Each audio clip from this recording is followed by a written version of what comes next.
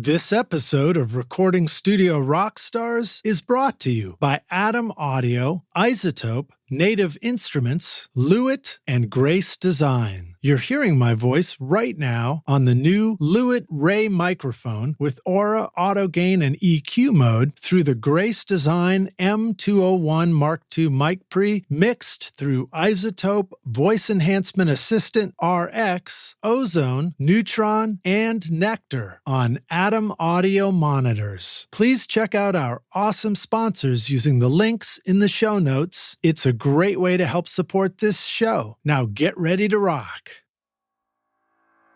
I have to crank out 2 songs a day to keep up with the schedule. There's those times where you're like, you maybe don't know what to do with yourself, but you want to make music. Make an instrumental track, make it as compelling and as good as you can, and just keep making them. Because one day you may be able to get yourself into a library order and you'll already have some done.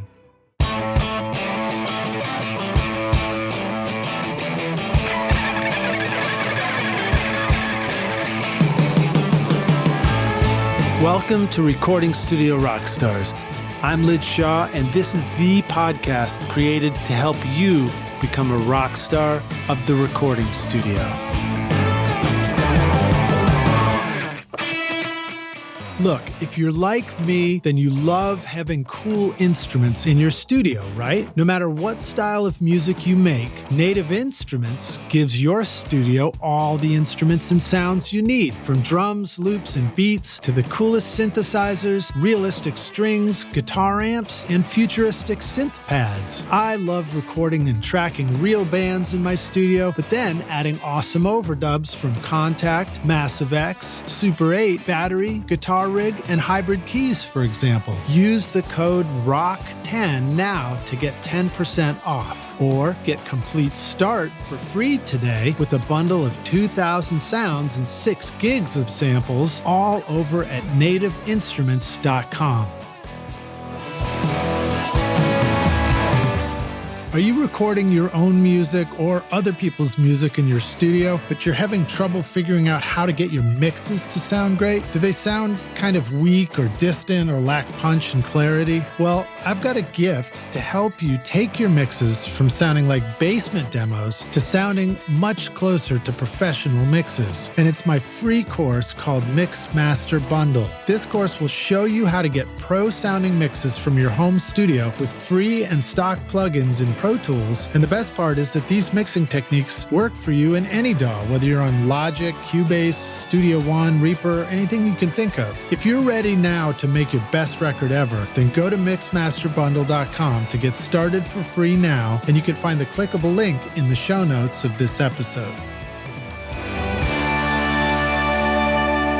Howdy, Rockstars. It's your host, Lid Shaw, and welcome back to Recording Studio Rockstars, bringing you into the studio to learn from recording professionals so that you can make your best record ever and be a rock star of the studio yourself. My guest today is Mark Rudin, an accomplished artist, producer, and songwriter with a masterful command of multiple instruments, particularly horns. His song Miracle was a winner on season 2 of the NBC show Songland, and his work has been featured in major ad campaigns for brands such as Grey Goose and Simple Mills, as well as trailers for the Tom and Jerry movie and the movie Easter Sunday. Mark's newest release, That Looks Good on Me, featuring Kong, is out now, and we have a playlist of his fantastic sounding music and discography in the show notes of this episode, Rockstar. So please scroll down and click on that. Maybe, after you listen to the podcast, and check out all the music that we're talking about, because it's some really, really great stuff. Thank you, and a big shout out to our buddy Rodger Allen Nichols for making our introduction. Rodger has also been a guest on the podcast multiple times, Rockstars, so check out those episodes. Please welcome Mark Rudin to Recording Studio Rockstars. Mark, are you ready to rock, dude? Ready to rock.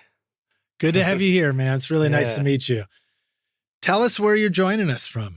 I am currently in Salt Lake City, Utah. Yes. Beautiful. Right on. Salt Lake City. I visited there once. I think I was on a family trip out west, and I just remember a very big salty lake. You saw the lake? Yeah, and well, and also we went skiing in Park City, Utah, which I guess is pretty close to that. Yes, it's very Yeah, close. Less and than I a half remember hour. there were weird bylaws, like if you wanted to go have dinner at a restaurant and have a drink, you had to like pay $10 and join a drinking club or something like that, so that you were legally allowed to have a mixed drink with your dinner.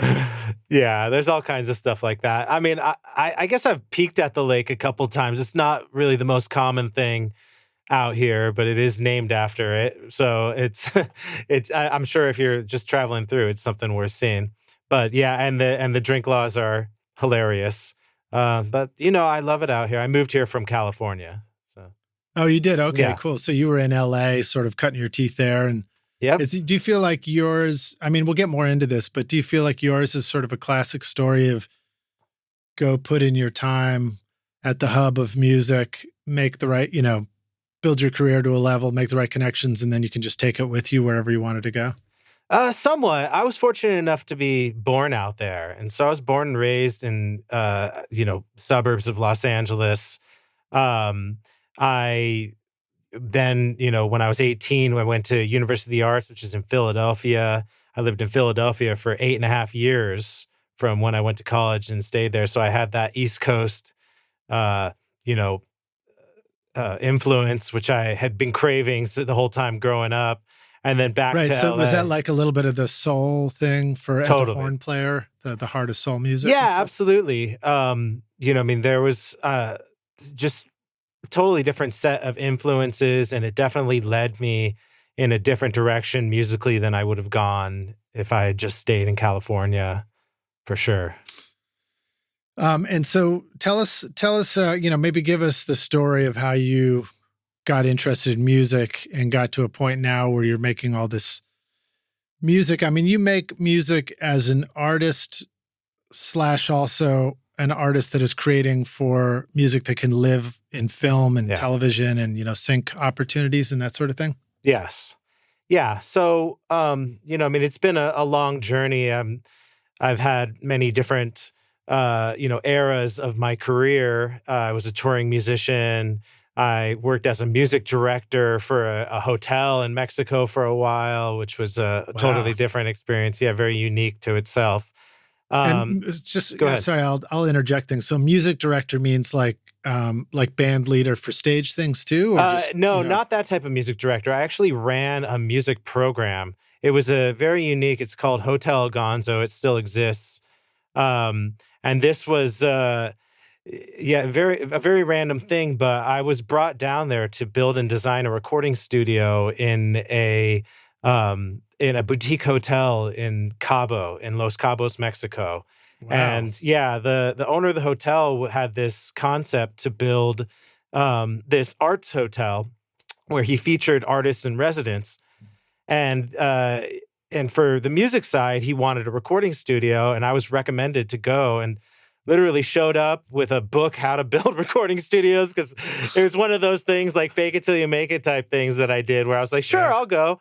Didn't know what I was getting into, didn't speak any Spanish, and ended up, building in this unfinished basement of a hotel, this big recording studio, and it worked out. And but the music director job was ultimately I stayed, and I would invite artists to come down to be the artists in residence, and I would host them, and I would sort of put on a concert, like produce the concert. I produced a video series called the El Gonzo Sessions. I would, just be there for them. I would sometimes engineer for them. I'd sometimes, get to just play horns on their songs that they were recording while they were there, because the recording studio was there. It was an exchange program. It was really cool and a really great opportunity for me to sort of do for a while. I did it for 7 years, and it's a very different side of, I wouldn't even call it the music industry. It was sort of like hospitality, but I was with, great artists constantly throughout the whole period. And were these students that were coming down there and sort of paying to be part of a course and stuff too, to learn music? Or was it more like professional musicians who come Yeah. down there and then you can perform, record, Well, and the tourism is who's staying in the hotel? Um, the tourists were staying in the hotel, but it was world-class artists. Yeah.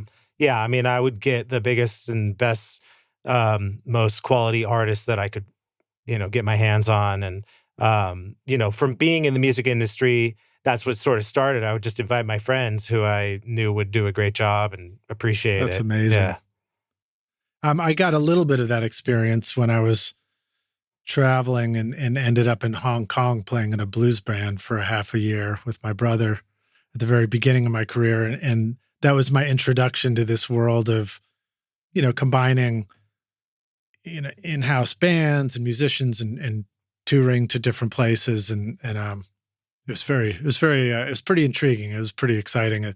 When somebody tells you that you can go stay in some tropical place for a week and play music, the answer is often hell yeah. Yeah. That's great. It was a great, position for me to be in, to be able to invite people to do this, and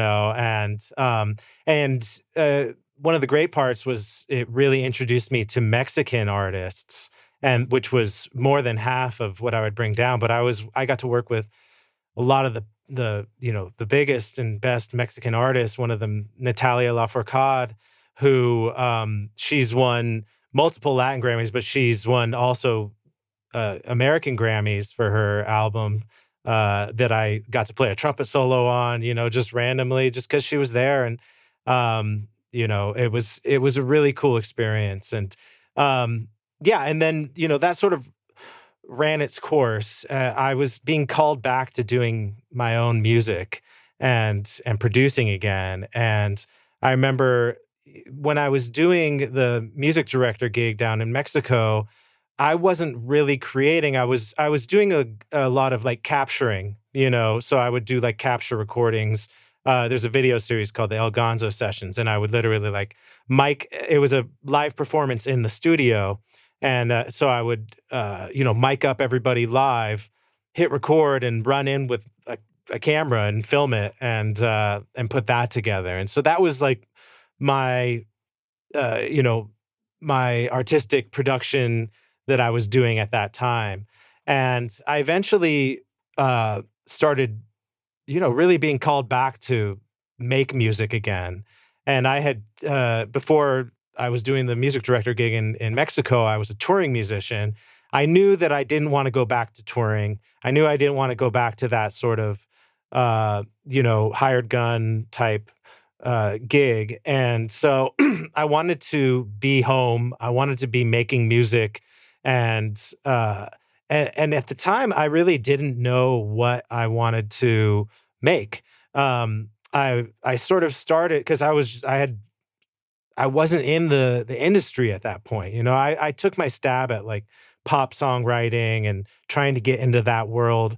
This is previous to the Mexico job.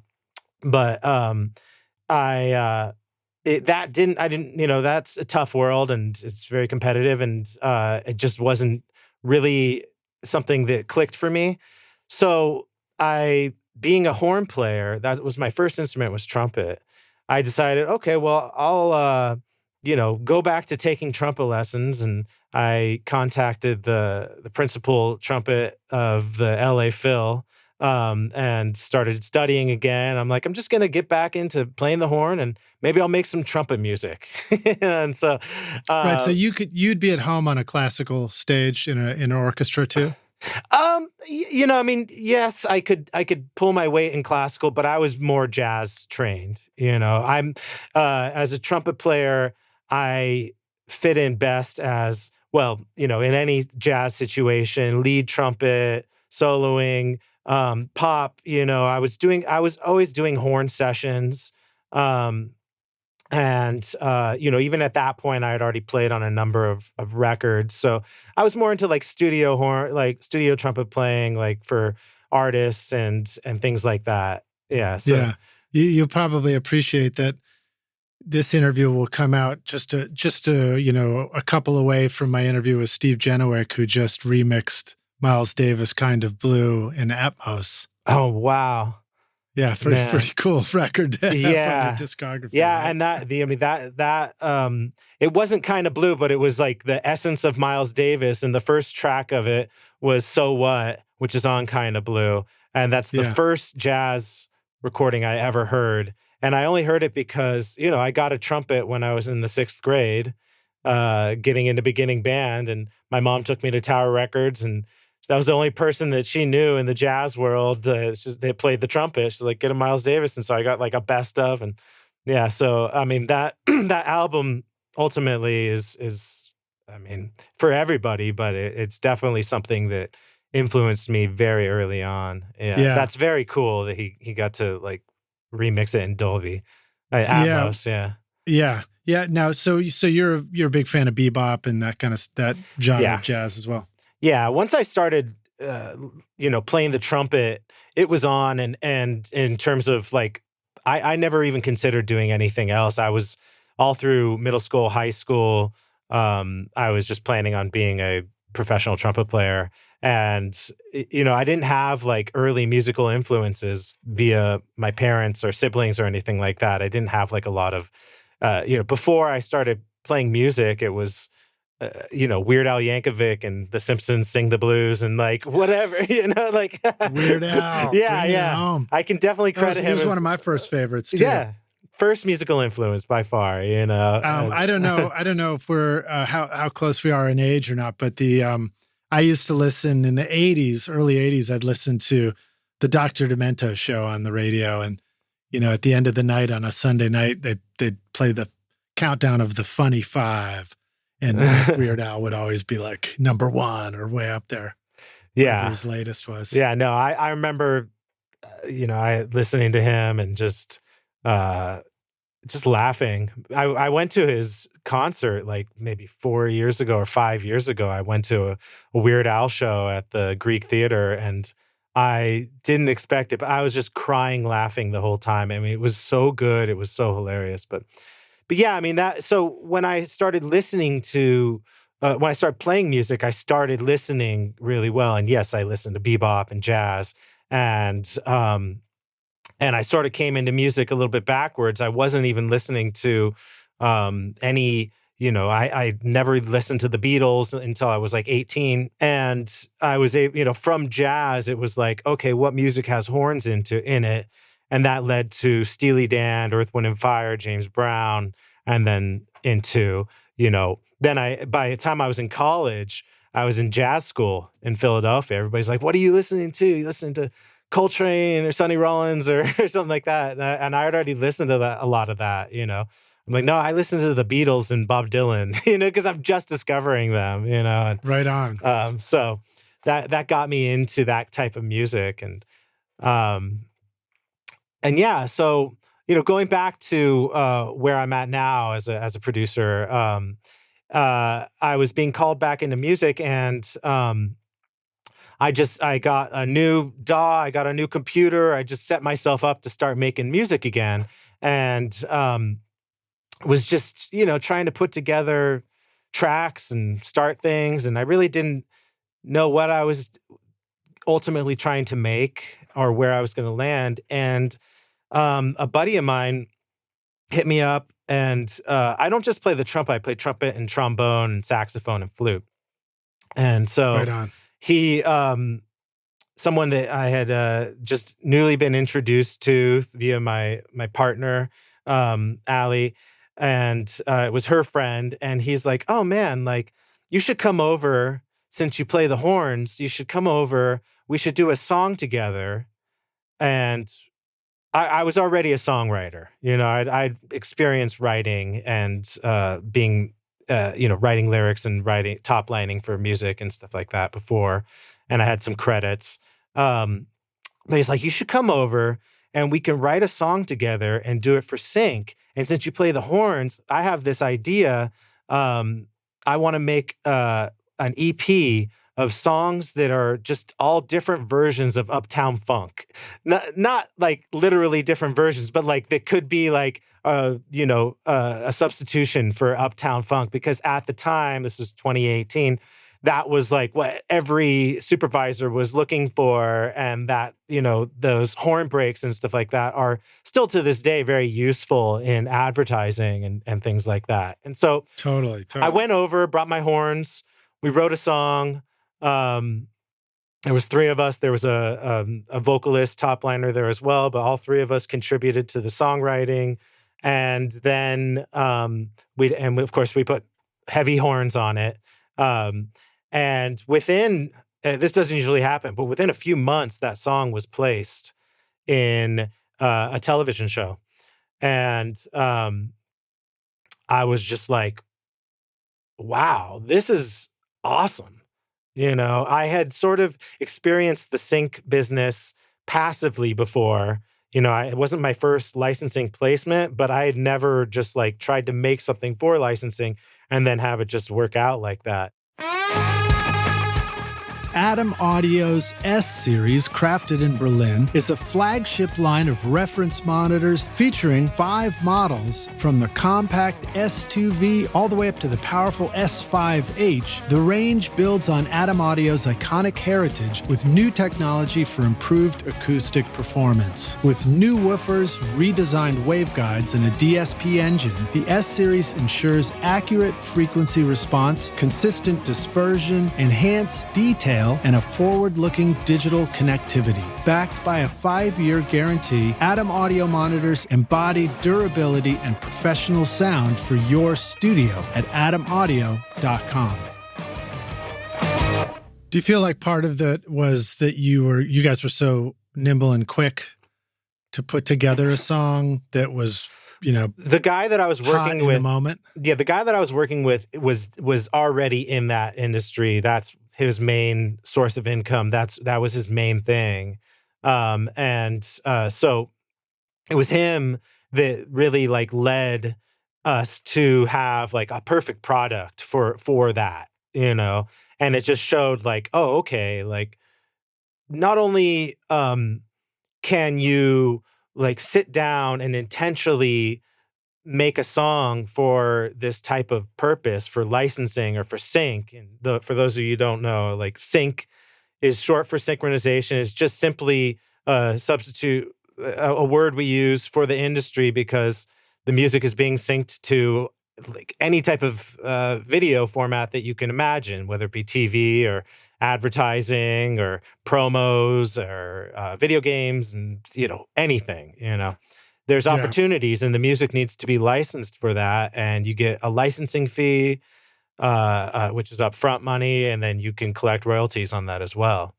And, with the way that things had been going and are continuing to go in the actual music industry, in the streaming world and in, mechanical royalties, it's just like, wow, no, this is like an actual way to make money while I'm, making music from my house. So I was just like, I'm in. This is it. This is like my direction. It literally just turned on a light bulb, became my North Star, and I was like, I'm gonna just make music for this, And so I immediately had a focus and started working on it like that.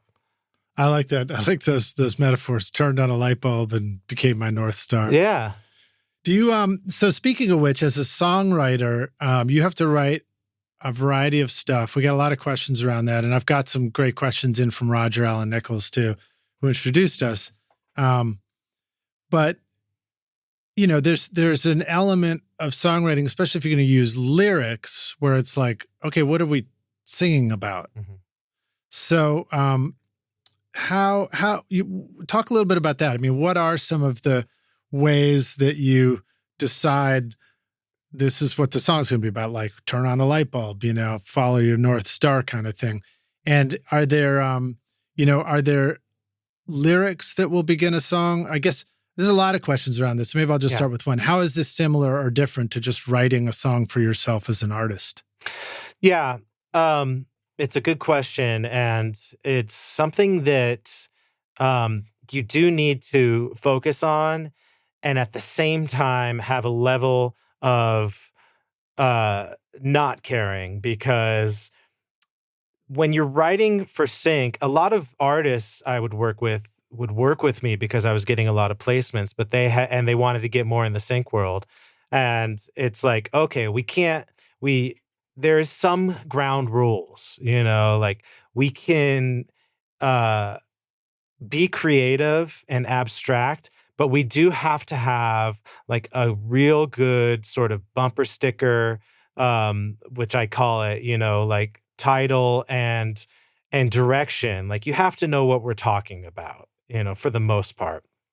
Right. And that can be difficult because you use so many metaphors in songwriting and stuff like that. And you always want to, lyrics are tough. Lyrics is where you're like trying to be cool, and it's like you don't want to, you can, if you're not trying to be cool, you can easily fall into being cheesy, and it's like you just can't be like happy, positive, same like, sort of stock lyrics over and over. You have to find some way within this being somewhat deliberate, knowing what you're talking about. Like it has to be clear what the song is about, what you're saying. Especially like leading up to the chorus and the chorus itself.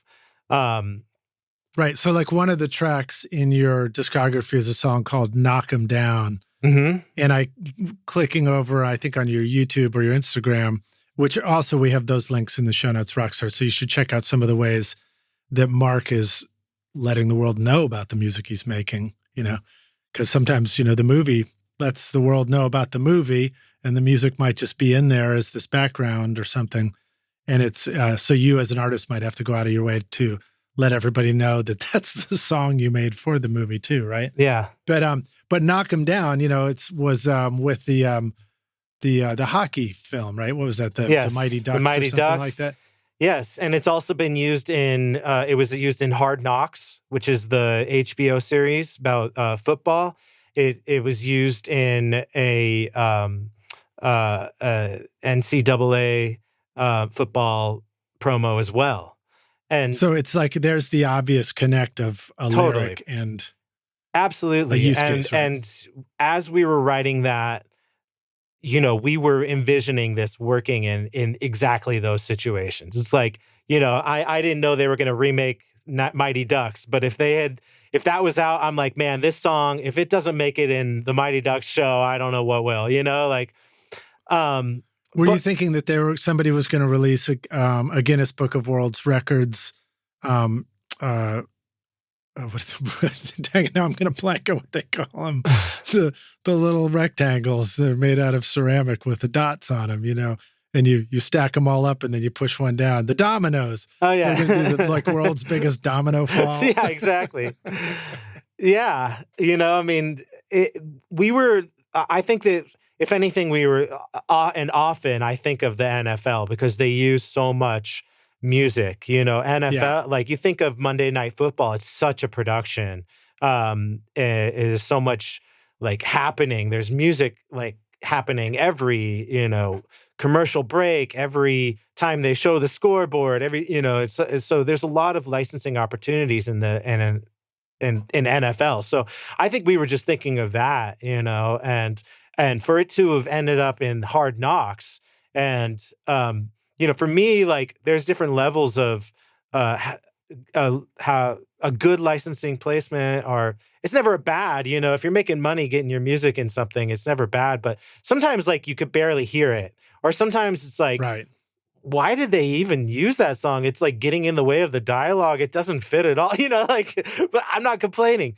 In that case, it was like they used the whole song and it couldn't have fit better. And it was really cool. When I see it used really well, that's when I also get really excited. Other than making money, I get really excited about seeing how well it's used or how integral it is to the visual.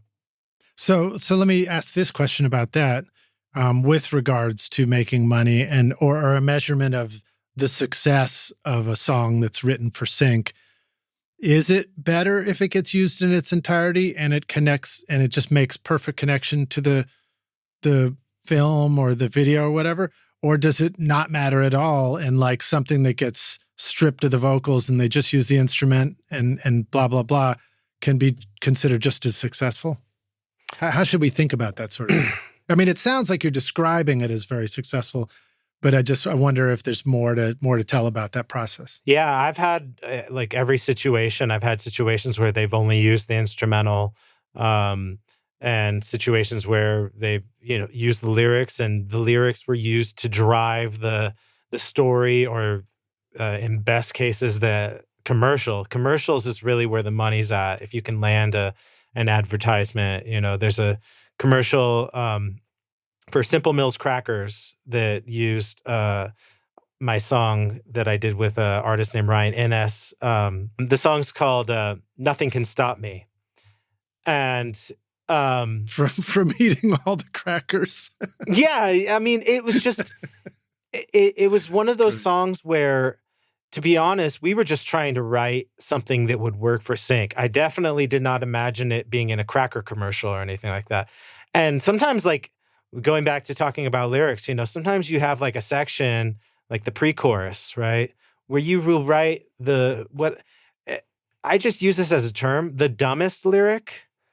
And that just means simple, like, it's like, oh, okay, let's just go na na na. Or let's just, say, I can feel it now, and just repeat it, and that's it. Whatever, I can't remember what the pre-chorus to that one is. But when we saw the commercial, they used that dumbest part, like, as the featured part, and Right. It worked so well. And they've renewed it now for 3 years, and which is like literally, I think the best case scenario in the sync world is when you get a commercial that has renewals in the contract, and every year they renew it, and you get paid all over again. And then I had an experience like that too. There was part of a production team, we shared in master use and copyright with the artists we were working with. And there was a song that we did that it got picked up by a French perfume company. I remember that it was like kind of had a little bit of a jaw-dropping moment for what was paid for the first year, and then they renewed it, and it's like, wow, that again, so it's cool to hear that that's still the case. I mean, for me, that was back in 2005. Yeah, it's still the case, and it's the best case, because not only do they renew it, you get paid again, but there's a 5% increase, which compounds each year. So you get 5% on the 5% from the year before. And yeah, it's great. But yeah, I mean, like, to sort of wrap up on the lyric thing, it's you have to sort of push yourself through it. Just be like, okay, this works, and then go back and edit. It's like, okay, I call it the cheese flag. Like, okay, this my cheese flag just went off. Let's twist this line so it's cool. Like, this is too cliche. This line is too cliche.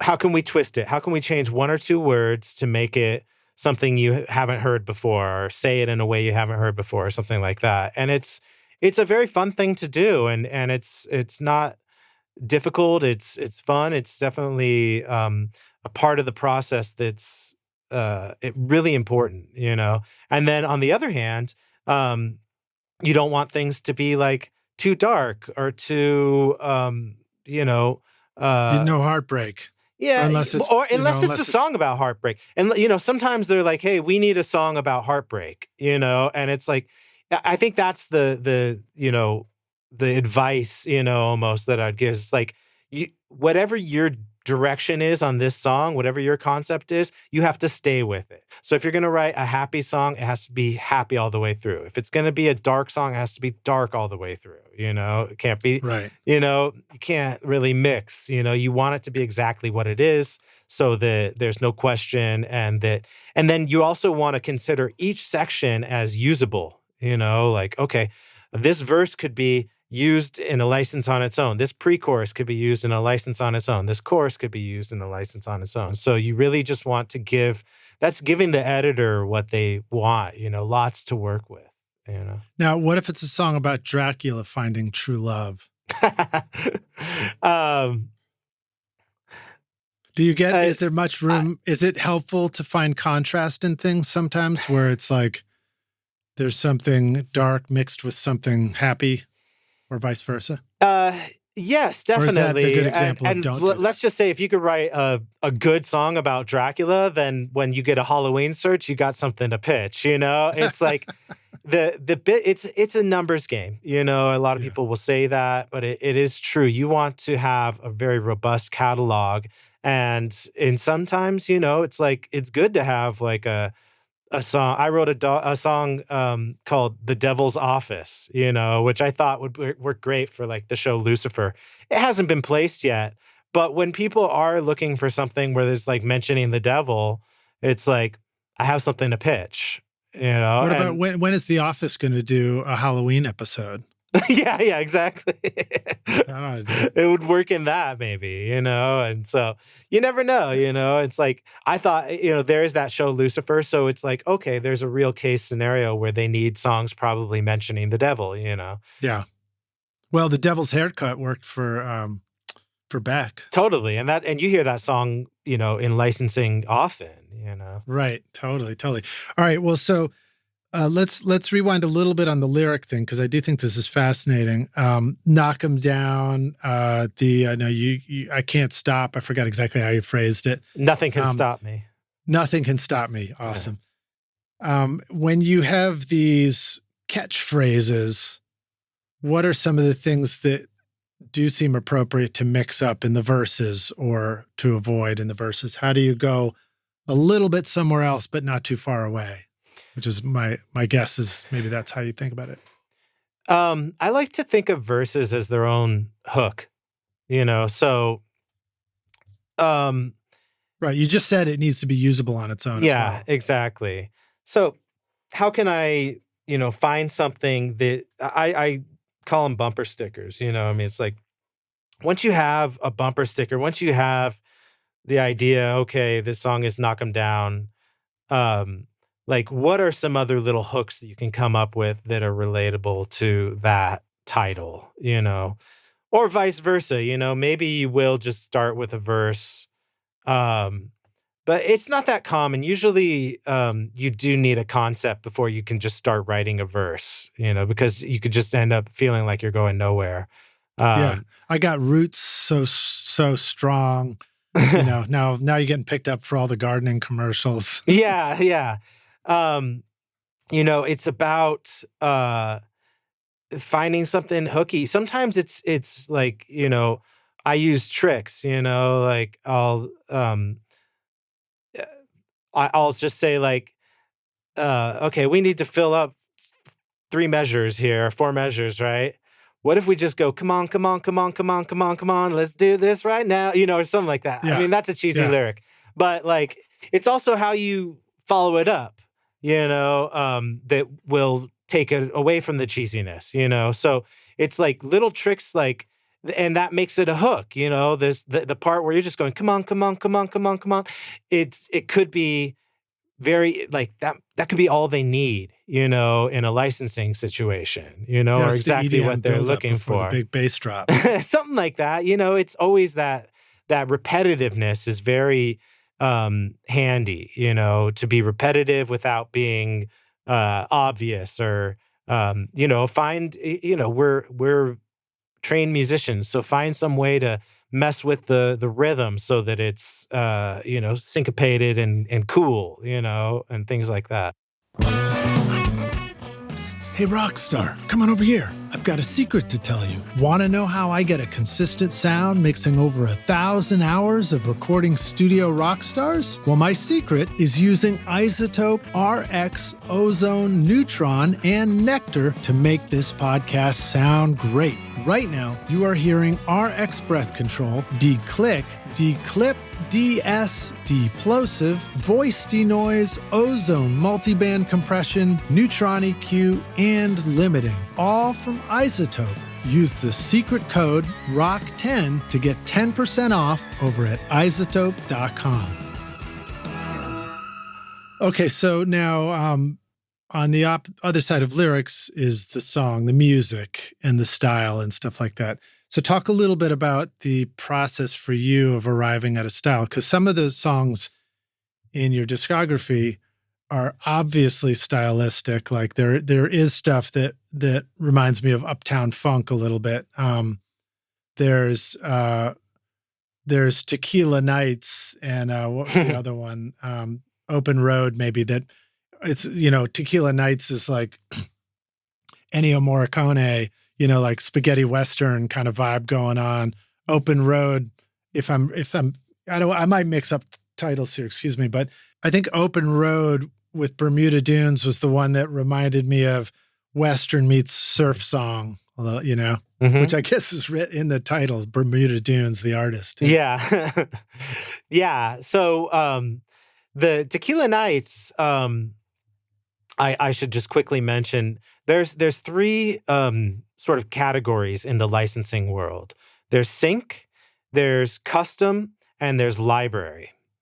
Tequila Nights was actually a library song that I did for Bleeding Fingers Library, which is Hans Zimmer's company. Hans Zimmer's, sorry. Hans Zimmer's, yeah. Hans Zimmer's company. And they released it, and it ended up, populating my Spotify and everything like that. But it's cool. I'm glad they released it. I've done hundreds of those things. Library is a little bit different. It's called Bleeding Fingers? That was the name? Bleeding Fingers is Hans Zimmer's company. Yeah. Love it. And so that is more of an assignment. That is like, I think they were doing a Tex-Mex, I think it's called. I think it was called. Yeah. They're like, okay, we need Tex-Mex library stuff. And library songs is basically, they're shorter. They're usually 2 minutes long, a lot of times instrumental, although I've done a lot of library with lyrics too. But they're doing a buyout. They're just like, okay, we're buying this off you. You get your royalties. But whoever Bleeding Fingers was working with, they'll be working with some different networks or something like that. It's in their library. It's almost like royalty-free music for them to use in a sense, right. Like the editors just have things to pick from. So that's where Tequila Nights came from. And then Open Road, I was working with Bermuda Dunes. It's a pen name for the artist I was working with, Matt Adams. And I can't remember what it was. Oh, no, I do, actually. We really wanted to try and make a car commercial, like something that would work in a Toyota truck commercial or something like that, or a Ford F-150 commercial and stuff. And so that's why, it's like On This Open Road, and that's where you start. I do a lot of homework. You asked about how I come up with a style and a track and these ideas. And it almost always starts with a track. And so I'll go to different licensing agencies, websites. Like there's some really big licensing agencies, like for example, Zinc Music, Secret Road, Position Music. And I'll go to their websites and I'll go through their works because they post all of their different placements on there. And there'll be 100 or more to choose from. And I'll try and stick to like what's recent, what their recent works are. And I just started listening for themes in the genres or in the production, and stuff like that. And I will sort of use that as a starting point in a lot of cases. If it's a combination of that and the artist that I'm going to work with. So if I'm going to work with an artist, because I do have songs. There's a song called Every Time I Open My Eyes, which I did 100% myself. And I'm singing on it. But most of the time, I'm working with people that I think have great voices and can write lyrics and top line along with me. And I'll do the production, the track, and the mixing and all that. Yeah, so a great voice is probably pretty key in this stuff. You don't want the voice to be a distraction from the song. Yeah. I mean, like I said, I have sang on my own songs, but I just want them to be able to sing better than I can. Well, and it's what's interesting about that too is it's a different way of thinking when you're just sort of solo artist thinking, where you're like, I'm just trying to get me out there. Yeah. When you start writing for this stuff, you might just think, I just want this song to be great. And it's kind of old school production too. I mean, there's a lot of, famous music producers, 50s through the 1970s and everything, all the way to the present, which, who will assemble singers and songs and producers and, make a track to just be a hit on its own. I mean, I'm going to be visiting Fame Studios pretty soon to do some interviews. And Rick Hall, I think that was when he started Fame down in Alabama. That was sort of the model for making music, was just get a great song, get a great singer, put a band in there, make a record, and the record itself is a hit. Absolutely. And a good voice just does so much. It's like, there's certain people who are just born to sing, and their voice, and it's effortless. And, for me, it is a real difficult task to try and get some vocals done for me, that I'm happy with. But like, you're working with someone who's a singer, a sanger, and yeah, I mean, you don't have to do much. The song just comes together as soon as their voice gets on it, Yeah. Yeah, for me, it starts with the 5-minute vocal warm up, and now we're going to do the hum. I still do that one. Yeah. So, all right. So let's see here. Tequila Nights. The horns and the instruments have a great quality to the sound too. Talk a little bit about how you recorded / mixed that stuff in order to get that kind of old school quality to it that makes it sound appropriate stylistically. Did you break out, cool? Just even looking at your Instagram and your YouTube, you're clearly like DAW and plugin savvy. You're not afraid to go places. Yeah. So maybe talk a little bit about that, about getting those. How do we make our sounds sound like ye olden sounds? Yeah. So I do all my production in Ableton. Not that has anything to do with what you asked, but just to predicate that. It's awfully good for loops. I know that. It's just, to me, like Ableton is just like it's like working on a big empty canvas, and it's just so easy to move things around and take a loop and just put it exactly where you want it, drop it in. It's already at the tempo. It's very easy. I'm a big drag and drop guy. Can you feel that way for vocals in Ableton also? Yeah, I know. Once I started doing the drag down style of vocal tracking, where you'll have like maybe you have like a vocal group with some tracks, and then a record track, and you just drag it into it, as opposed to the playlist style, which I sort of do a hybrid now that Ableton offers playlists. I just, no longer would switch to Pro Tools for vocal tracking. I just was like, okay, I've got it. And it's cool to hear you describe that style of recording vocals, because I do that a lot too.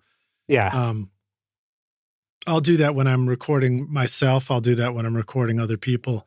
It's just makes it handy. It's like got this work track at the top, and then everything else is already like pre-mixed with effects and panned and everything. You just drag these bits down to these tracks until you have your full stack of vocals. And I don't just do that with vocals. I'll do that with every instrument. I do that with the horns. I do that with guitars, bass. There's always a record track, and that way it's just so easy to keep moving and just like, oh, okay, I'm up to here now, and just, let me continue on, like I messed that part up, but this was good up to here. Let me just drag this good part down and just keep going, instead of like punching it in or trying to set up some kind of punch or something, So I kind of cut you off as you were explaining how you got that. How you get the old sound. Yeah. So, I credit having listened to so much of that stuff, first of all, like, because that sound is in my head. I'm not really trying too hard to figure out what it should sound like. It's just like when it gets there, I know it's there. And so the plugins that they offer these days to make things sound old are great, and it's really comes down to tape saturation. The UAD Studer tape machine is great for that. RC20 is probably still my most used plugin. I use the Aberrant DSP cassette. What's it called? Cassette? Sketch cassette. Sketch cassette. I just drag that stuff on there and just tweak it until it does what I want it to do. I have Is the RC20, is that one of those Native Instruments plugins? The RC20 is XNL Audio. XNL Audio. Yeah, they're the ones that make Addictive Drummer.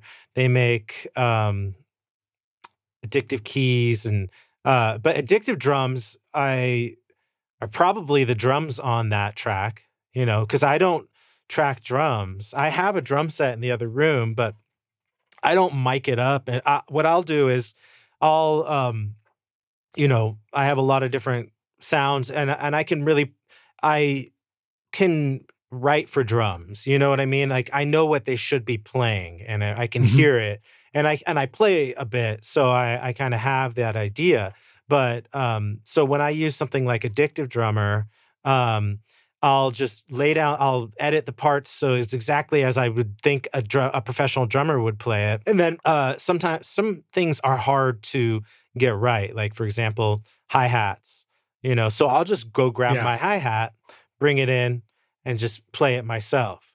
Or if and the Bee Gees. Yeah. I mean, I heard about that from like the Fleetwood Mac, that on Rumors that all his tom fills are like recorded separately, and that they record, like, that's the first time I heard about, like, oh yeah, drums being tracked separately for like more of a pristine audio effect. And so, I did hear like recently about how they put together Staying Alive and things like that. And they did some of that stuff. But yeah, I'll grab the hi-hat. If I want a fill on a tom, I'll just bring my tom in and I'll play it. Or if I want, one of the hard things to do is you want that ghost note on the snare. If you're doing like a beat like that, and I'll just like, just kind of like play the regular part on my leg and hit those ghost notes, and things like that. So you'll do the ghost note, you'll do the snare and hit all the ghost notes, but like the actual backbeat snare hit will just be on your leg or something to get it out of the way. Yeah, exactly. And I'll use a sample because it's just going to sound better, That's great. For the backbeat, for the main kick, I've never brought the kick in here, It's like there's too many good kick drum samples and that are consistent. And sound great. And I mean, like when I'm in a studio and I hear great playback of a well-recorded kick drum, I still think that's just, I give a lot of props to any engineer that can get great kick drum sounds, because it's so rare that they sound good recorded, it's just with all the punch and warmth that you want. Yeah. So Addictive Drums is the one that you use a lot? Addictive Drums I find very handy. And you just learn to mess with velocities and samples, and you can do a lot in there. And then, I'm never like lazy about this stuff. I will make, I'll separate it all so I could still mix it as like a drum set, instead of it just being in there and it being in their interface and everything like that. Like, I still do everything I have to do to be able to isolate the sounds so that I can mess with them and treat them how I want them to be. It's interesting. Mixing drums from the multi-tracks, sometimes that can be the solution to getting the drums to sound really great. And sometimes I feel like the solution is you need to hear that you reveal that it was challenging to get those drums to sound great, and that can actually be the drum sound. Especially on some older recordings, right? It's like it shouldn't sound too hi-fi sometimes, right? That's right. Yeah.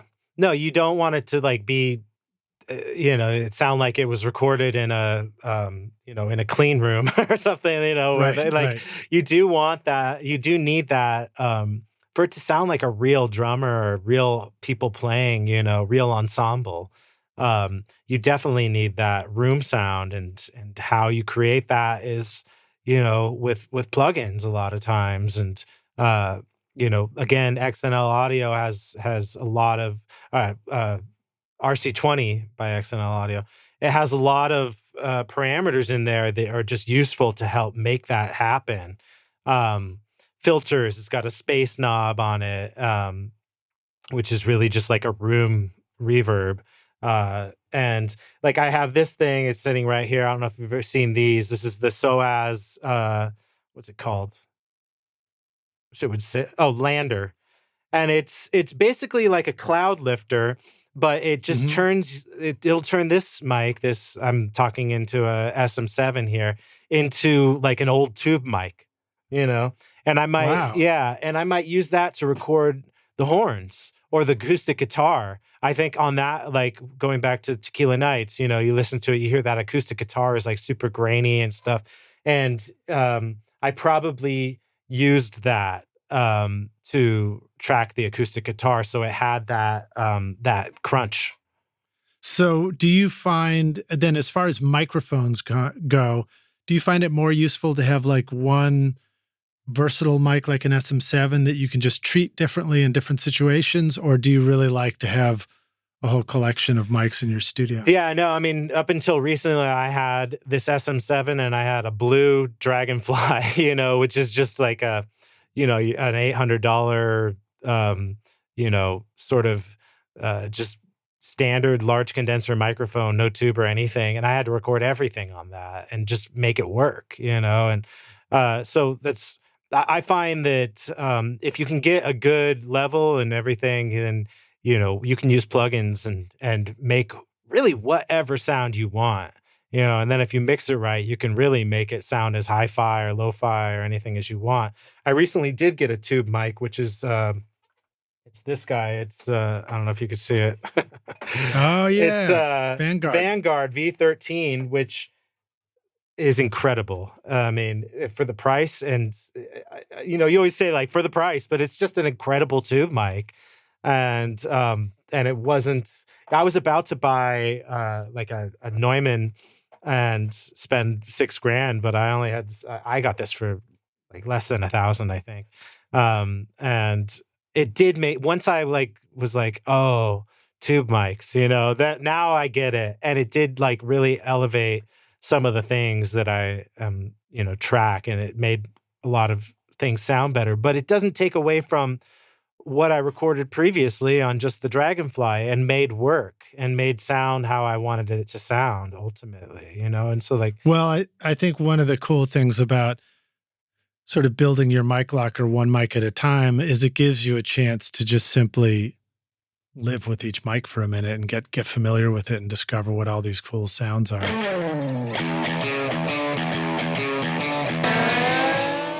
What do songwriters, music producers, DJs, EDM, TV, and film composers all have in common with you and me? We all need incredibly cool sounds that instantly transport the music we are creating to the style that we want. This is why Native Instruments is your ultimate toolkit with a massive library of sounds for your studio. Whether you want to create hip-hop, indie pop, classic rock, meditation music, pumping dance floor beats, or full orchestral arrangements, Native Instruments' Complete Bundle offers you everything you need, from drums, loops, and beats to wild synths, ultra-realistic strings, and vintage electric bass, guitars, and keys. The list goes on and on. I personally love recording real bands in my studio and then adding cool drum samples, synths, and futuristic keys from Battery, Contact, Massive X, Guitar Rig, and Hybrid keys, for example. Plus, it's a great way to make your production sound modern and unique. Use the code ROCK10 to get 10% off or get Complete Start for free today with a bundle of 2,000 sounds and 6 gigs of samples over at nativeinstruments.com.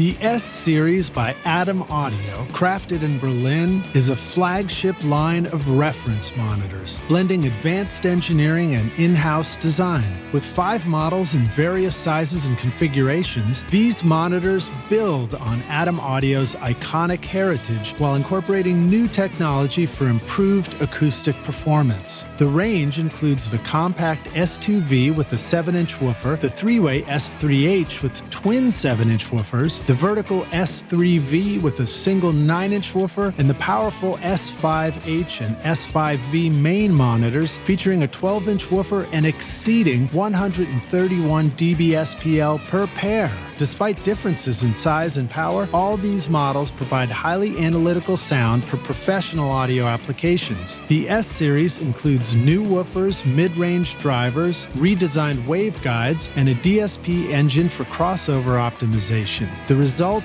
is accurate frequency response, consistent dispersion, enhanced detail in bass and mid-frequencies with wider frequency ranges, and forward-looking digital connectivity, all in a durable design. The S Series ensures longevity in your studio, backed with a 5-year guarantee at atomaudio.com.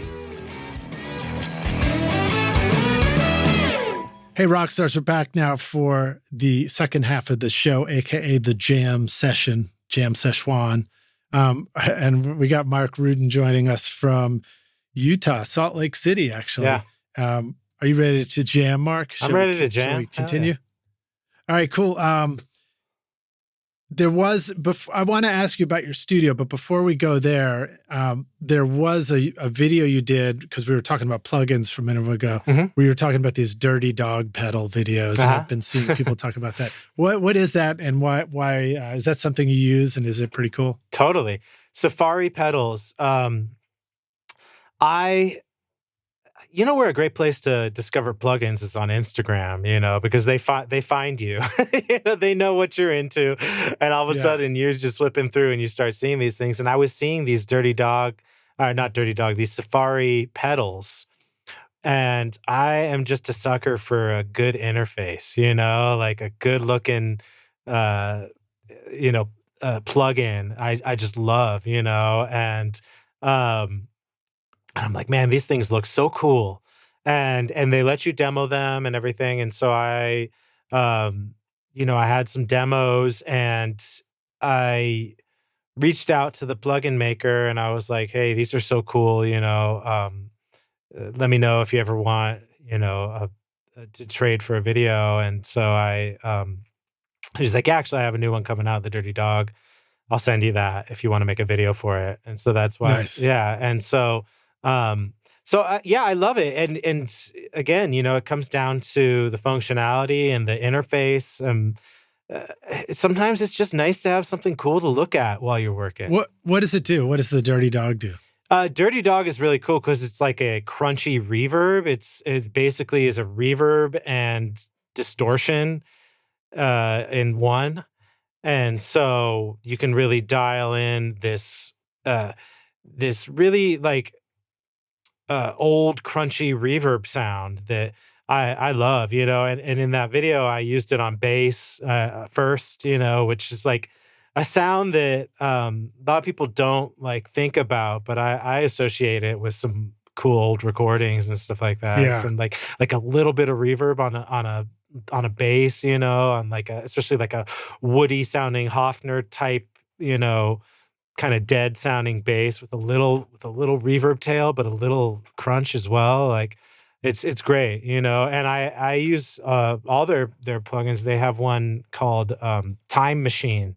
You were asking me, how do I make things sound old? I mean, like this pedal, you just put it on and it's a compression, and it's got noise on it. A lot of these plugins that have noise on it, you got to be careful with, because they'll just they'll bite you in the ass later. Yeah. And what I do is, if I want to use the noise, then I will make sure that I commit that in Ableton. It's called freezing. You freeze, and I can't remember what else it's called, but like you like basically commit it to audio.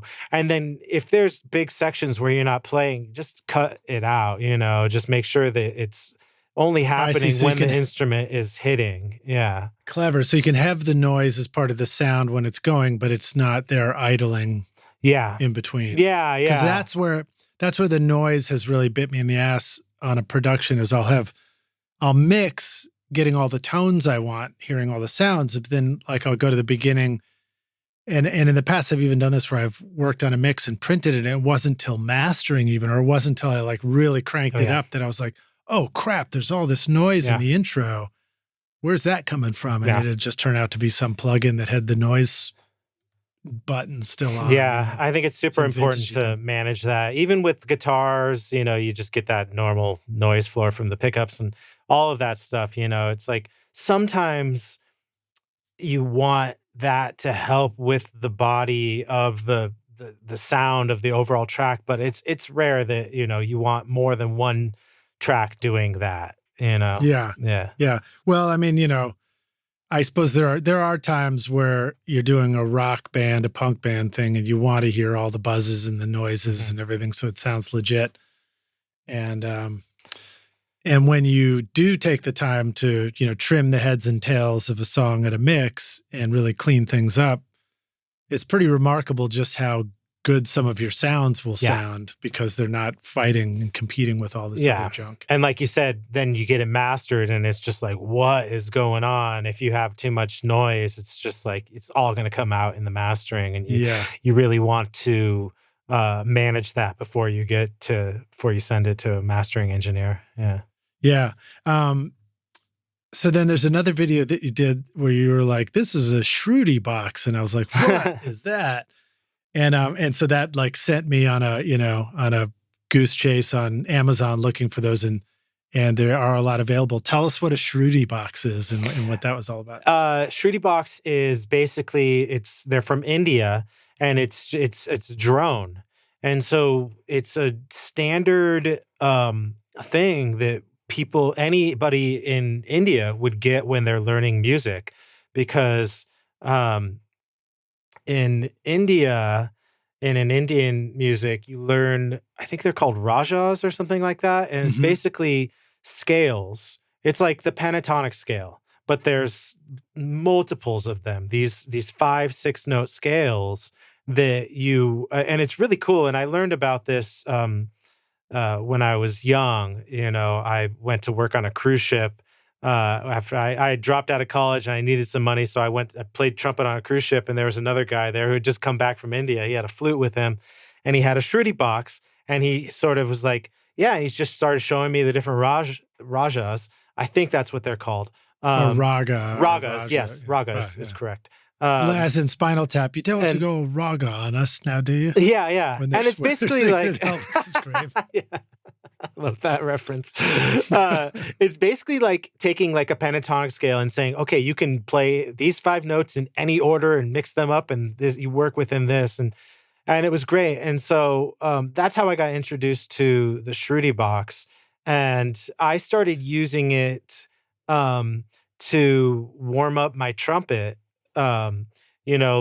Because it's sometimes with trumpet, you go through periods where you do this like long warm up, you do it on the mouthpiece and stuff. And I would just put it on and do a thing, usually as just a pitch center, Sometimes I put it on with my drum set and just jam to it just to have something going, and it acts as like a metronome because it has this kind of loop happening.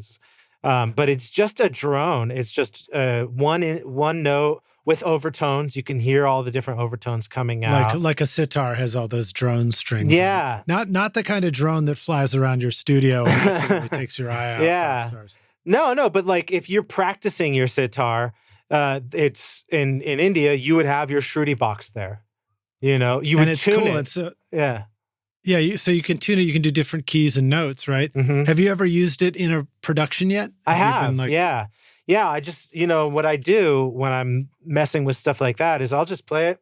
I'll just take my iPhone over and just record it, send it to my, airdrop it to my computer and drop it in, and then find a little loop sample of it. And so anytime it's the quickest way. It's like, oh, I wish I had a drone like an Indian sounding drone, well, it's right there, and I'll just turn on my Shruti box, and then I can, and yeah, I don't even bother to like do any fancy miking or anything. I'll just get it on my iPhone, because then again, it's like that's part of creating this unique sound. It's just like use your iPhone and drop it in, and that's how I would use it. Yeah.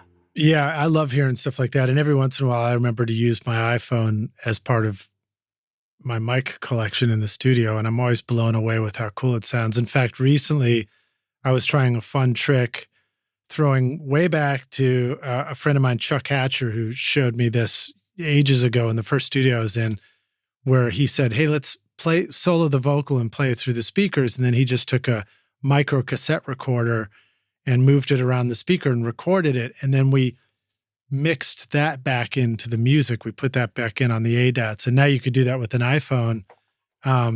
So I did some experiments where I like took drums and recorded it coming out of the speaker on the iPhone, and then flew that back into the session and blended it back in, and you get this cool sound. But the iPhone does this great, like, it's pretty damn hi-fi in a way, or it gets rid of the stuff you struggle to deal with in your mix anyway. Yeah. And it has this great compression on it. So it's a great trick for recording stuff. Totally. In the studio. I mean, you could use it as your only mic. I suppose you could do every single overdub on it and just keep flying it back into the session if you wanted to.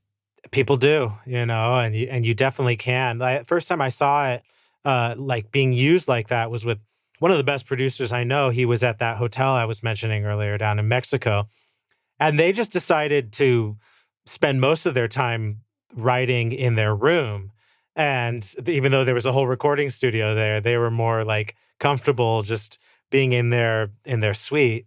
And every time they needed, like, I remember he just would run down, and there was a set of timbales down there, and he's like, "Oh, I just need a timbale fill." And they just, one guy was holding the iPhone. He's like, "Brah!" And then they went back up, and I listened to the record, and it just sounds so good, that timbale fill on there. That's awesome. Yeah. That's awesome. Well, let's see. So let's jump over to your studio and talk a little bit about that. Tell us about your studio. Are you joining us from the studio right now? I am.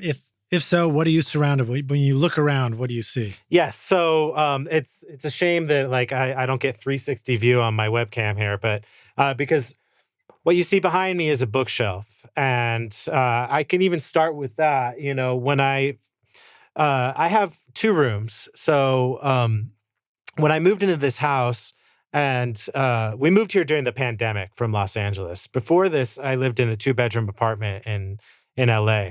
And one of the bedrooms was my studio. So I got really used to working in kind of a smaller room. And this room that I'm in right now is a perfect square. It's a small bedroom that I treated. And I, was like, okay, what am I going to do for diffusers in the back? And I've always admired people that had bookshelves as diffusers, because books and just a diffuser in the back of the room is really, it's not about having, foam or anything like that. It's about, you don't want things to be parallel, so you want to have as much rigidness as possible. And so that's what the bookshelf sort of does for me, is it creates that completely unparalleled surface that the sound just gets caught in and doesn't bounce back at me. And then so from there, going around the room, I have it treated all around my speakers. I can give you a little bit. I don't know if this helps. Well, we won't see it on the podcast. Okay, that's right. You can describe it if you want. Well, I have treatments that are hanging, and I'm just going to show you just a little, like, kind of glimmer of it. But you can I'll try and describe it how too. These are. So it's like a panel that's sort of hanging by the wall from the ceiling. I have it hanging from hooks and picture wire, so that it's suspended, because I wanted to create like a perfect shape around me. And I learned a lot about sound treatment from building the recording studio in Mexico.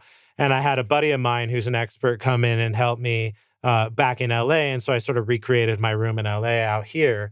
And so I have the panels in the proper spots that they would need to be, so that they're suspended so that they have that movement. They're not just stuck to the walls. Right. So that might actually help. I know that for bass traps, sometimes they would do suspended sheets and suspended insulation sheets and things like that.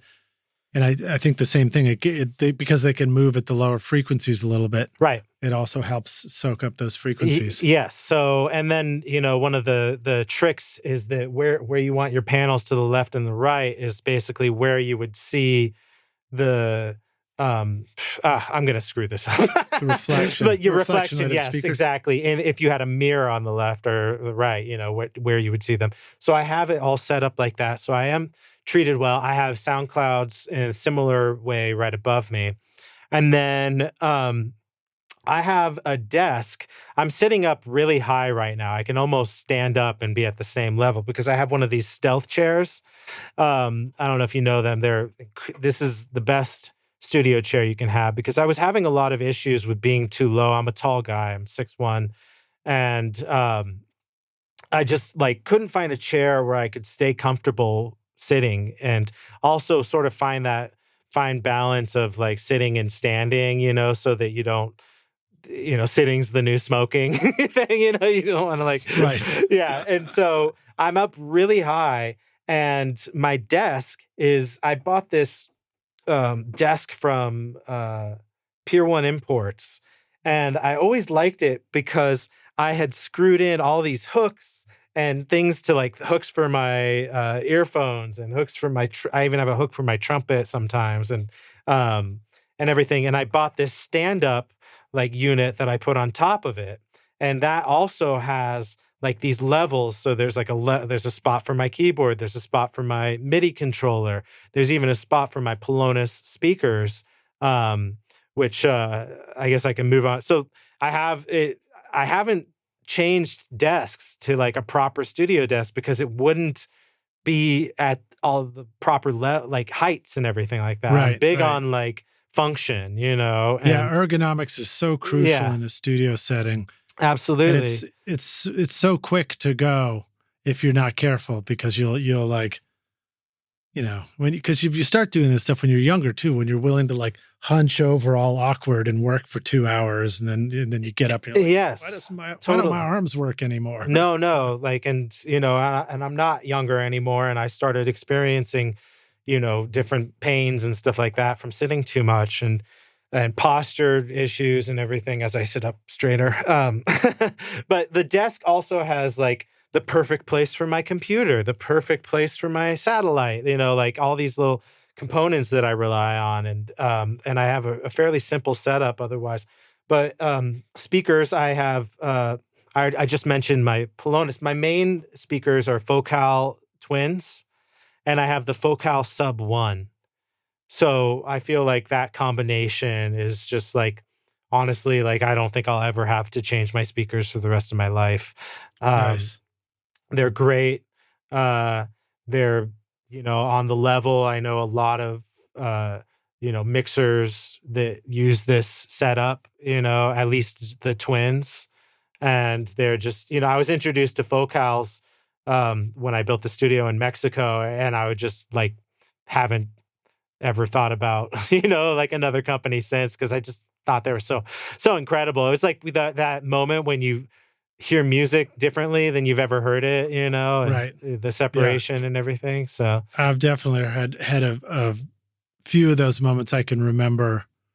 I remember the first time I moved to Nashville and I got a job at a hi-fi store, and he unfortunately actually fired me after a week because he said, I'm sorry, I'd gotten the job saying I was moved here to go to recording school and I was way into this stuff. And after a week, he was like, I just thought you knew more than you did. But in payment, he actually let me trade for high-end speaker cables and RCA cables. Some of the stuff that people, kind of go poo-poo on because they think it's too woo-woo. But I took it home and I hooked up good cables on my stereo, and I listened probably to Kinda Blue, or one of the Miles Davis records that I already knew. And I was like, whoa, I've never heard the fingers on the strings of the upright bass before. This is cool. Yeah. I remember the first song I listened to on Focal speakers was Paranoid Android, the Radiohead song, and I just was. It's like I was like on acid or something. Just like Yeah, the sounds nice. were all separated. Like I never. It just like you just. It was incredible. I am massively impressed with Isotope Ozone. I've been mastering a lot of my records recently, and Ozone makes it so easy for me to get a fantastic sound. The mastering assistant will help you get started by measuring your track and suggesting all the settings you need for a professional result based on the genre and EQ curve of your choice. You can even reference a specific song if you want, using simple yet sophisticated modules like clarity, impact, low-end focus, stabilizer, imager, exciter, and spectral shaping, along with powerful dynamic EQ, compression, and limiting. You simply adjust the settings to your own taste, and it sounds incredible. And the magic of master rebalance means you can reach into your mix at the mastering stage and manipulate the vocal, bass, and drums. My bandmates are pretty demanding of my mixes, but now when I send off the masters for approval and get comments back like, holy bleep, pristine, damn good mastering, crystal clear, you're a wizard, finally I love my singing, and the drums and bass sound huge, well then I know I'm doing something right. So check out the newest Ozone, RX, and all the other great apps at isotope.com and use the code ROCK10 to get 10% off.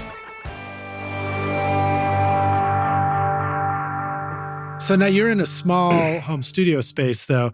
What have you learned about having speakers? I'm guessing those speakers could crank up pretty loud if you wanted to. Mm-hmm. Do you find that it's useful to work that way, or do you tend to work at a low volume? Do you have any thoughts about that? It's it took a long time, but I've been like on the journey to lower volumes like over the past, like 6 years. I remember because I saw something recently where they're talking about how like you turn like it sounds better when you turn it up, but you're not really getting a real representation of what it sounds like. Sometimes you just have it so loud because it's for some reason that effect makes you think that it's sounding better than it is, But I work on so much music now. I'm in here all day, every day, that I'm preserving my ears have become a big thing. My partner, when we first started living together, she'd come and be like, "It's too loud. What are you doing to yourself?" And ear fatigue is a big thing. And I really want to make sure that I'm giving myself the best, opportunity to make a good mix. So I don't want to be cutting out frequencies from my hearing by listening too loud. So I do I have an Apollo Twin, which is my sort of where I started. And I have 2 levels that I listen to it on. One is my final, listening level. And then otherwise, I usually keep it down at like 2 or 3 notches because I can hear everything. And I find I've just as I've been able to do that, because it's easier said than done to listen quietly, Yeah. And I wouldn't even call it quiet. I just call it at like a very moderate level, and you do get better mixes, better balanced mixes when you don't have it as loud. I've been struck too by how listening loud can, at the beginning of maybe finding a sound, might inform me in a way that says like, okay, this sound feels right. Sometimes that's true. But sometimes I've also been like tracking guitar loud in the studio because I'm like, I gotta feel it, and then I might find a challenging part harmonically in a production, and there are times where I go like, hold on, let me turn everything way down and just sit down and play this overdub really quietly, and sometimes I'm like, whoa, it's so much easier. Not like I could immediately hear what the melody needed to be and which notes were conflicting and all that kind of stuff. So it is an interesting back and forth with those things. And that's just at the tracking stage. Yeah. And that's just a process of finding your workflow, because with UAD, you have the console, which you can listen through in real time, and you can like if I'm recording horns or something like that, you can turn up the channel on there so you can hear yourself better. You don't have to turn up your headphones, but you can make it cut through better when you're tracking, and you can add, reverb that's not going to record into the track and things like that. And I just find that super useful because you absolutely have to hear yourself really well when you're playing, especially like a horn. Any pitch instrument. Yes. You want to be able to hear yourself. A horn. The horn you don't want to overblow. Right. That's the thing. Yeah, it's similar to a voice, like a vocal, right? Yeah. Do you find? It is, because especially when it comes to like range issues and things like that, like, it's very similar. Whereas like, if you're pushing really hard to try and get up there, you're going to have issues and tone issues, and you're going to have endurance issues and all kinds of issues and stuff like that. So you definitely want to have that real good monitoring level so that you can stay relaxed. And that again took years. I used to hate going into other people's studios and tracking horns because I didn't have a lot of control over it. And I would have to like take an ear off my headphone or something like that to do it. But now I'm really dialed in. Kind of moving along in the studio. I mentioned I have the Apollo Twin. I also have a Apollo 8XP. I also have a satellite. So I rely heavily on the UAD stuff. And I load up my my console. I use the Unison preamps. Not only that, but I'll put a compressor in the inserts, and I'll record it. I'll try and get the best signal I can using the compressors and the EQs that I have. So I don't have any analog compressors or EQs or anything like that. But, you can dial in sounds with the UAD stuff. Yeah. It's cool to hear about your whole studio. And also when you're talking about the horns and getting your headphones right, and my mentioning the vocals, it reminded me that the experience of doing a horn part or any instrument, I wonder if it would be even true like doing a violin part, where you have to find the muscle comfort zone for the appropriate level to play the instrument. Mm-hmm. You have to find the pitch center and all that. I know in vocals, what I've discovered is that if you turn the music down low in your headphones, then your natural voice, your head voice, is actually loud enough that you're hearing that and you're referencing it. If you turn the music up really loud, then you're hearing your voice just through the mix in the headphones, and that can be your reference for what it sounds like. But there's this like middle ground where if your headphone volume and what the mic is sending back to you matches your own voice in that moment, it almost starts to cancel it out in a weird mm-hmm. way. And like, if you've ever noticed, if you flip the polarity on your microphone, your horn or your voice comes back sounding different. Yeah. Because like the low end can cancel. And just reminded that like how sensitive all these things are too. Yeah. What kind of balance you do. Yeah. And then like, it takes a little while to figure that out, dealing with latency and stuff. That's why, again, I can't say enough good things about Apollo and UAD stuff, recording with zero latency, and at least what you're hearing, is without any latency, and it's great. Speaking of which, did we hear the studio dog? Yeah, you heard Blue. Yeah, what do you got? Who are your studio dogs? Restless. I got Blue and Lola in here. And, right on. Yeah. They're right on. Daisy's my studio dog. She's 2 rooms away. She's not always quiet. I won't keep them. Well, let me ask you this question. So with these songs that you're doing, when there's a quality that needs to sound familiar, which seems on the one hand, it's sort of obvious in a sync world where it's like we need something that fits in with other things, but it's also, honestly, it can be really helpful in our own like creative, I'm the artist world where we're like, what kind of music should I make? Is this idea of starting with a reference track of some sort and letting it guide us in a production or in writing. So my question about that for you is like, how can we create a track that feels familiar without obviously copying something mm-hmm. else? And then do you ever actually just like load a song into a session and then go through and just sort of study what's going on with it? Mm-hmm. the beat and the drums and the sounds and the arrangement and all that kind of stuff. Yeah.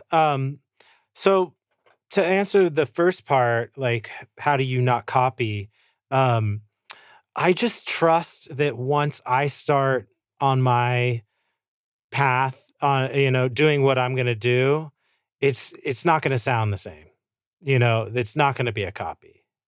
Once I sort of take it into my own hands and go from the reference to like, okay, now it's up to me to like make this thing sound good, play good parts and use good sounds and everything like that.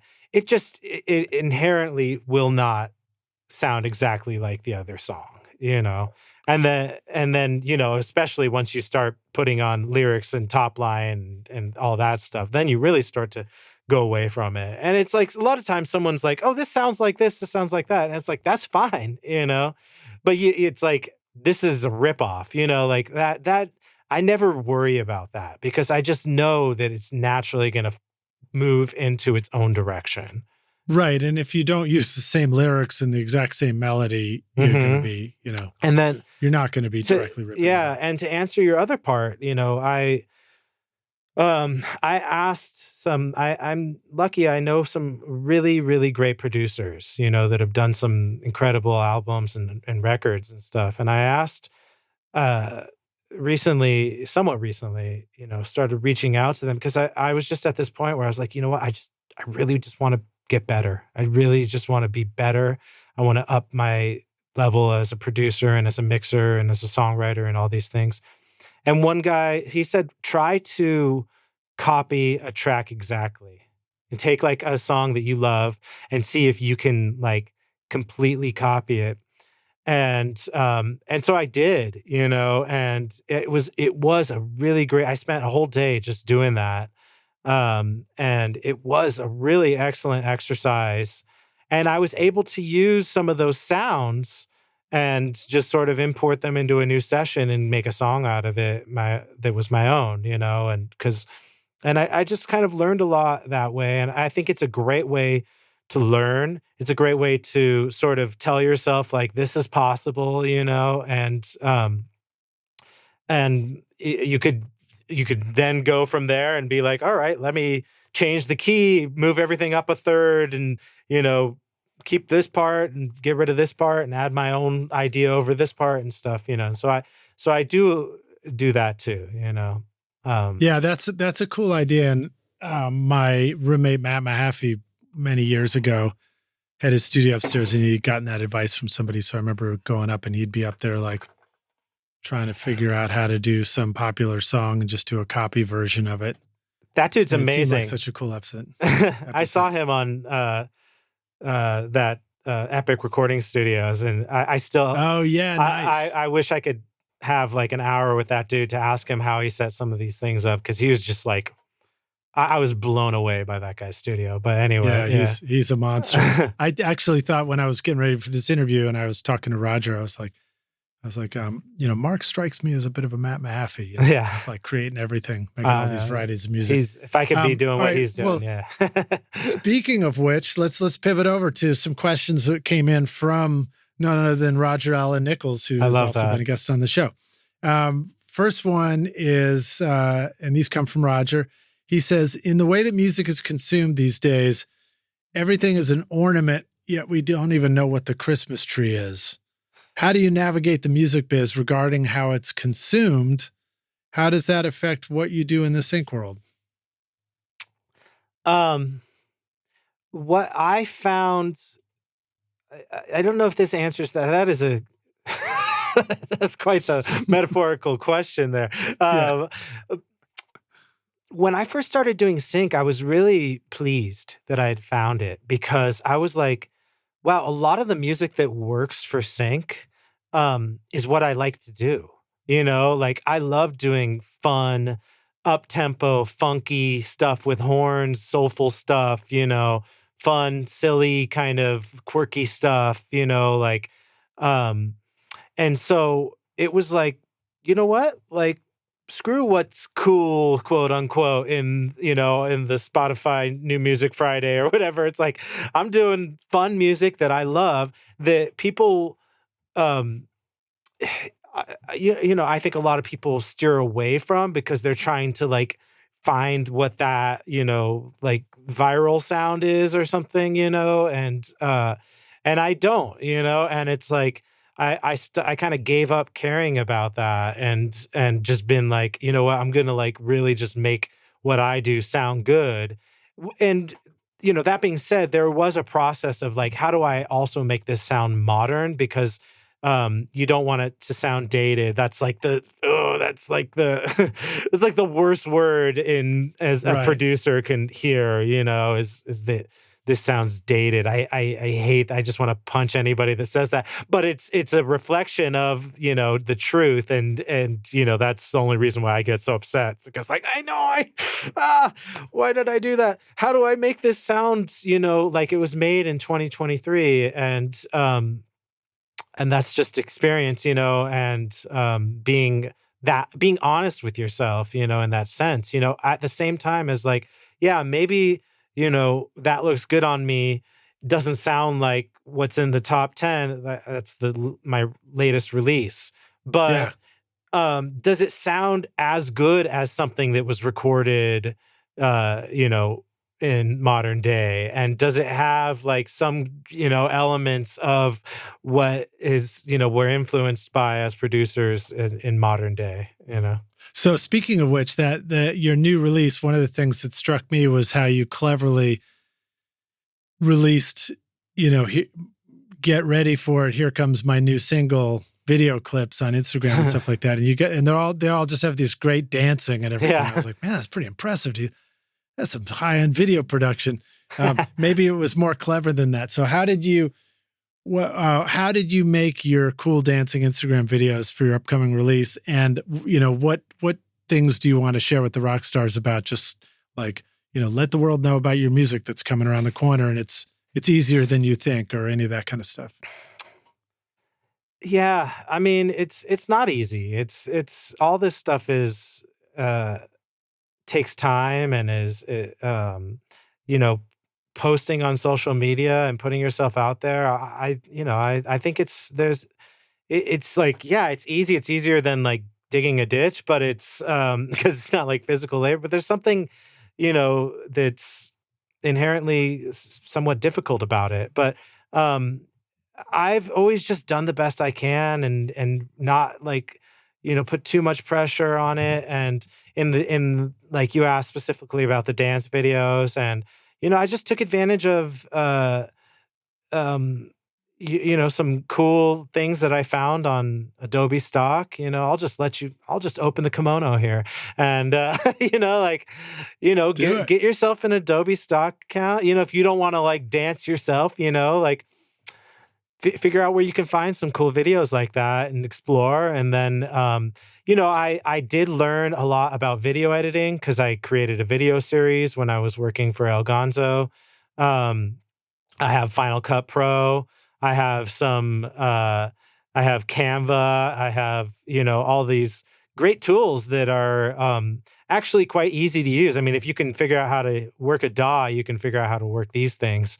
I find Yeah. video to be like much easier than dealing with audio, because there's just less things you can actually do, Yeah. so Although you're very kind. I mean, I use Final Cut Pro all the time, and boy, does it piss me off. yeah, because it doesn't act like audio, it's like That's the weirdest you way want of it to, thinking about yeah. like what you do first and what you do at the end and stuff.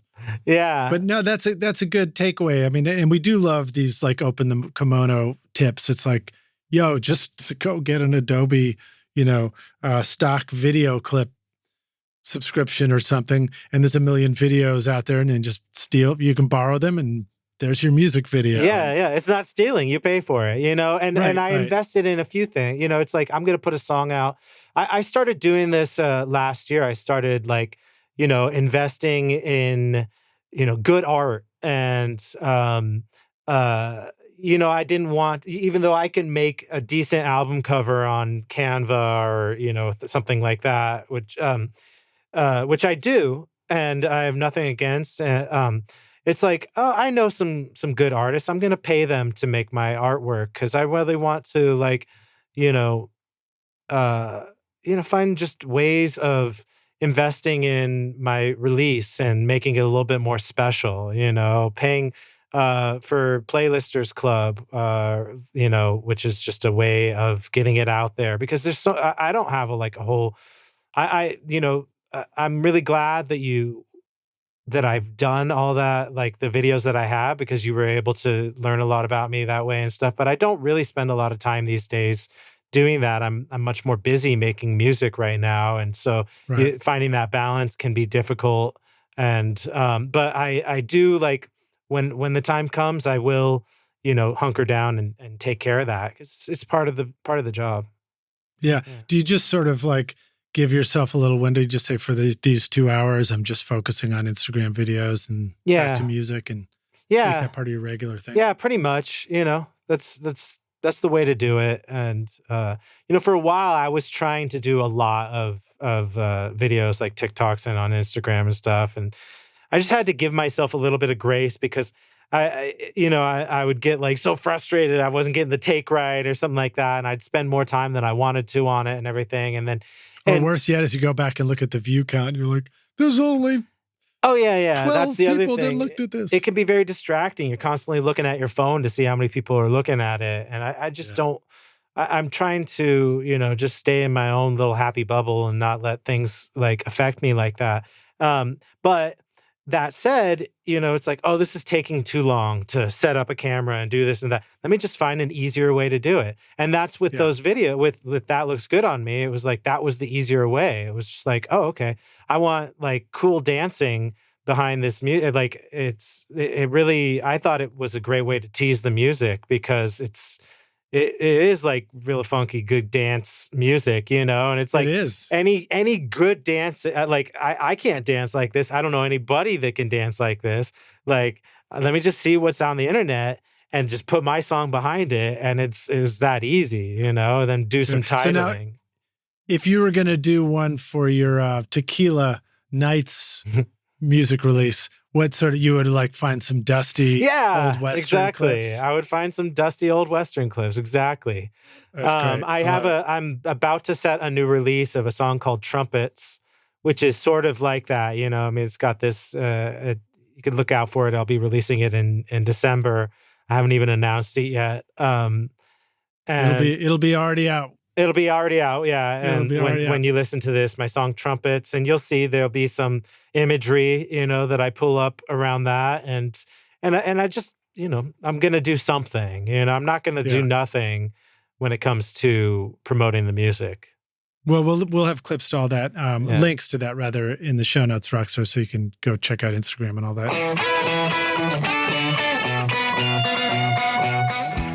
Do you ever feel like the time that you've spent watching YouTube videos, trying out mix tricks, and tweaking version after version of your mixes has gotten you nowhere? Have you been looking for a simple, straightforward, step-by-step process for creating a pro mix that won't take you years to learn? What if you could have a Grammy-winning mix engineer who understood all your mixing struggles and could coach you through them? If you struggle with any of these questions, then the Ultimate Mixing Masterclass is just for you. Now you can discover the proven step-by-step mix system from Grammy-winning mixer Craig Alvin for consistently creating a pro-quality mix from your home studio that will sound amazing everywhere. Listen to this quote from one of our students, David. Quote, "Absolutely the most informative and helpful block of information and mentoring on the mix process that I've ever been a part of. That was like sitting behind a mix engineer for years, watching and picking up tips along the way, but condensed into a 6 to 7 hour session." Close quote. Look, I'm so confident that this will take your mixes to the next level that if you can't get a killer mix within 30 days, I'll give you a full refund, no questions asked. So if you're ready to take your mixes to Grammy-winning quality, then go to ultimatemixingmasterclass.com and start now by checking out the free preview of the Ultimate Snare Mixing Trick. And I'll see you at the front row table of the Grammys.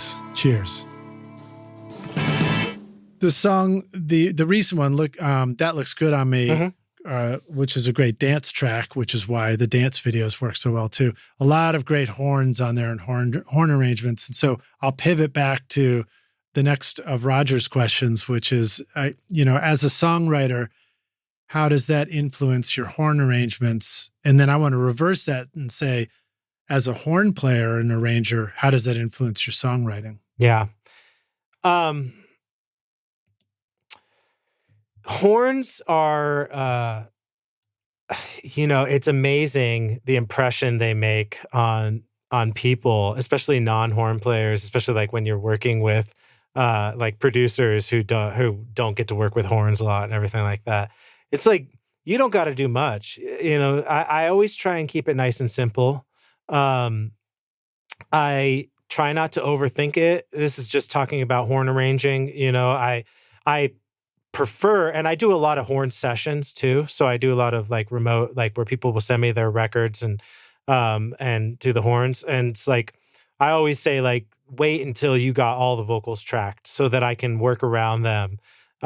Because I mean, it's great to work around vocals. And sometimes it's, like in the case of That Looks Good on Me, I think that horn break was one of the first things like we did during the session. I was working remotely with those guys, and I don't know, maybe I can't even remember. I think maybe even like Kong like sang it, and I'm like, that should be the horn part, and I just like, let me track that real quick, and I just did it real quick. I tracked it, and then we had that there, and we knew that was going to be the horn break, and it's a little different every time. And then, in terms of the opposite way, like how being a horn player affects my songwriting. I learned early on doing horn sessions that horns don't work on every song, and even when you do a horn, like I would do horn sessions for, and really be excited about being on the record, but it wouldn't make the final cut. We're talking about like major label stuff, maybe, that like had to make it past the A&R guy and the vice president of the label and all these things. And it's like, the horns didn't make it. It's, I think it's kind of hard to get horns on most records, and to make them work on most records. And that's why you don't hear it on every song. You don't hear it on a lot of popular music. I just happen to make the type of music that horns work on often. Right. Well, like the dance track, the Uptown Funk kind of thing. Exactly. That's obvious. The soul, the punching horns. And it's funny, I think about horns. Horns are the original electric guitar in a way too, because tonally they're just cut right through if you want them to. They've got the upper harmonics and the tone. Yeah. That guitars, stepped in and started filling up.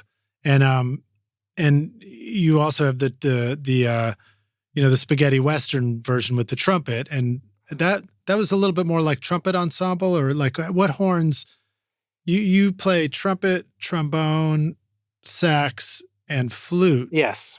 So what combination, if you wanted to give us, if you pretend we're like a 5-year-old kid, like, what do you play on what music? Yeah. How would you suggest that those instruments are useful in different? Yeah. I mean, it's about knowing your genres, like you brought up spaghetti Western, and it wasn't really spaghetti Western. I was thinking like Tex-Mex, so Nice. When I was making that. And so where that led me is like, what do the horns sound like in Mexico, and banda? Yeah. There's no Right. saxophone. It's all brass. It's all like this sort of like overblowing almost, like you want to have this real brassy tone. And so that, I think I just did trumpet and trombone on that. And I always double or quadruple, to make it sound bigger. The horns, for most cases. In Nashville, there's a great Mexican population here. And one time I went with a buddy and we went to a Mexican restaurant on a Friday night, and it was literally their like Tex-Mex open night, mic night. And so there was a band on stage, and I can't remember if violins showed up too, but I remember a lot of trumpets and brass instruments kept showing up, and more people just joined in, and it was the craziest like collection of brass instruments that like tuning was like anything goes kind of. But it was like a sound I've never heard before, and I was so blown away by it. But just, I don't know, I'm digressing. Yeah. But just, you talking about the layering the brass. And, sometimes it's just like trumpet and saxophone works. I think it's like knowing your genres, knowing like, like a full horn section with every horn is going to be too much for this. It might be simpler with just these two. You mentioned like guitar, trumpet being the original guitar. That looks good on me. I worked with a co-producer who he did all the guitars on it, and he doubled the horns. If you listen to it, there's a guitar doing the horn part, and it's a cool trick. I do that sometimes with organ, or guitar. It's a very cool trick. Double the horn parts with an instrument that's not the horns. And it sounds pretty cool. And also, I think it's good for us to know if we're curious about using horns on records and how does that work. I mean, I think if you're you and you know what it's supposed to be, it's a different experience than if you're used to making rock music and you're like, oh, let's put some horns on this, and you haven't really thought it through. And I've been there. Trust me, I've like worn a horn player out in the studio for 2 hours of doing overdubs with no arrangement whatsoever. And I learned things like, oh, there's something called embouchure. Yeah. And it goes away after a little while, Yeah. It's like funny when I'm working with someone who's like never worked with horns. Like sometimes they just think you could do anything, Can you go? Exactly. Can you go wappa diddy boppa do? And it's like no. Like there's limits on this thing, It's not like a sound effect maker, It's like, and that's where like sort of like they'll be like, all right, like this is what I'm trying to get at. If it works on the horn, then it works. If not, you're the expert. Just do what is going to sound good and work well with the track. Yeah. So what is it? What horns make up a section for, your new tune? For That Looks Good on Me? That Looks Good on Me, yeah. I think that's trumpet, trombone, saxophone. May or may not be flute on that too. Sometimes. How useful? And when you say sax, are you playing multiple saxophones, or are you sticking to tenor sax? It's I do everything on tenor sax. I find that I can get away with a lot with the tenor sax because it's right in the middle. You could play. If you go down in the low register, you can almost do bari sax stuff. You play in the upper register, you could do alto sax stuff. So I'll do like. A lot of times I'll record the tenor sax in octaves, and it just sounds like a full saxophone ensemble, And bari sax is such a cool sound, but it's very distinct, probably for certain styles of production, I imagine. When you get down in that range, do you actually run the risk of fighting with your bass parts and stuff? Not so much. I think the harmonics that you create with a horn, are so different than what is coming out of like any bass instrument, whether it be like a synth or an actual like electric bass or anything like that, that you don't have to worry about that too much. And it's very rare that you have them even playing like similar parts or at the same time. I mean, with the bari sax, it's always like if you're doing like a soul song, it never gets old. Just that bottom, you just have that, right. And I'll just I'll just record it on the tenor and pitch it down, a little bit to get if it's below the range of the tenor sax. Ableton has such great algorithms for doing that you can do it without losing any of the quality of the sound. Wow, so you've trained yourself to go down to the lowest note on the sax, even though it's completely the wrong note for the song. Knowing that you can then just drag it down afterwards. And if you were like standing here while I'm tracking it, you'd be like, dude, you're playing the wrong notes. It's like, no, it's like bigger picture stuff, dude. That's hilarious. Okay. And then, it's funny. I think about, I wanted to make a comment about how horns, have this ability to punch through music and speak and then wait their turn. And that's certainly like for the punchier dance kind of music. But then I was like, yeah, but Glenn Miller, now that's like horns, they're almost like organ chords or something. Mm-hmm. And that would be like an ensemble of saxophones, right? Yes. So like I came up in big bands, and with the big band, it's like that. It's like a small orchestra, whereas like the strings will will do this part so that the brass can come in and do this part, and they can kind of have interplay and stuff and things like that. And so I picked up a lot of those arranging ideas from things like that. But in general, especially like in like a more of like a pop type song, or like just like a when you're not doing something like intricate like jazz or classical, or big arrangements or something like that, unison sounds great.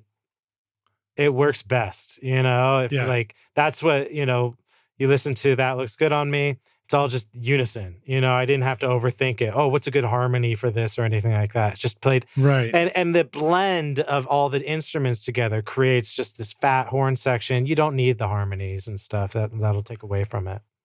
Right. So if we're going to use the guitar analogy, rock stars, think punchy melodic line on a fuzz guitar.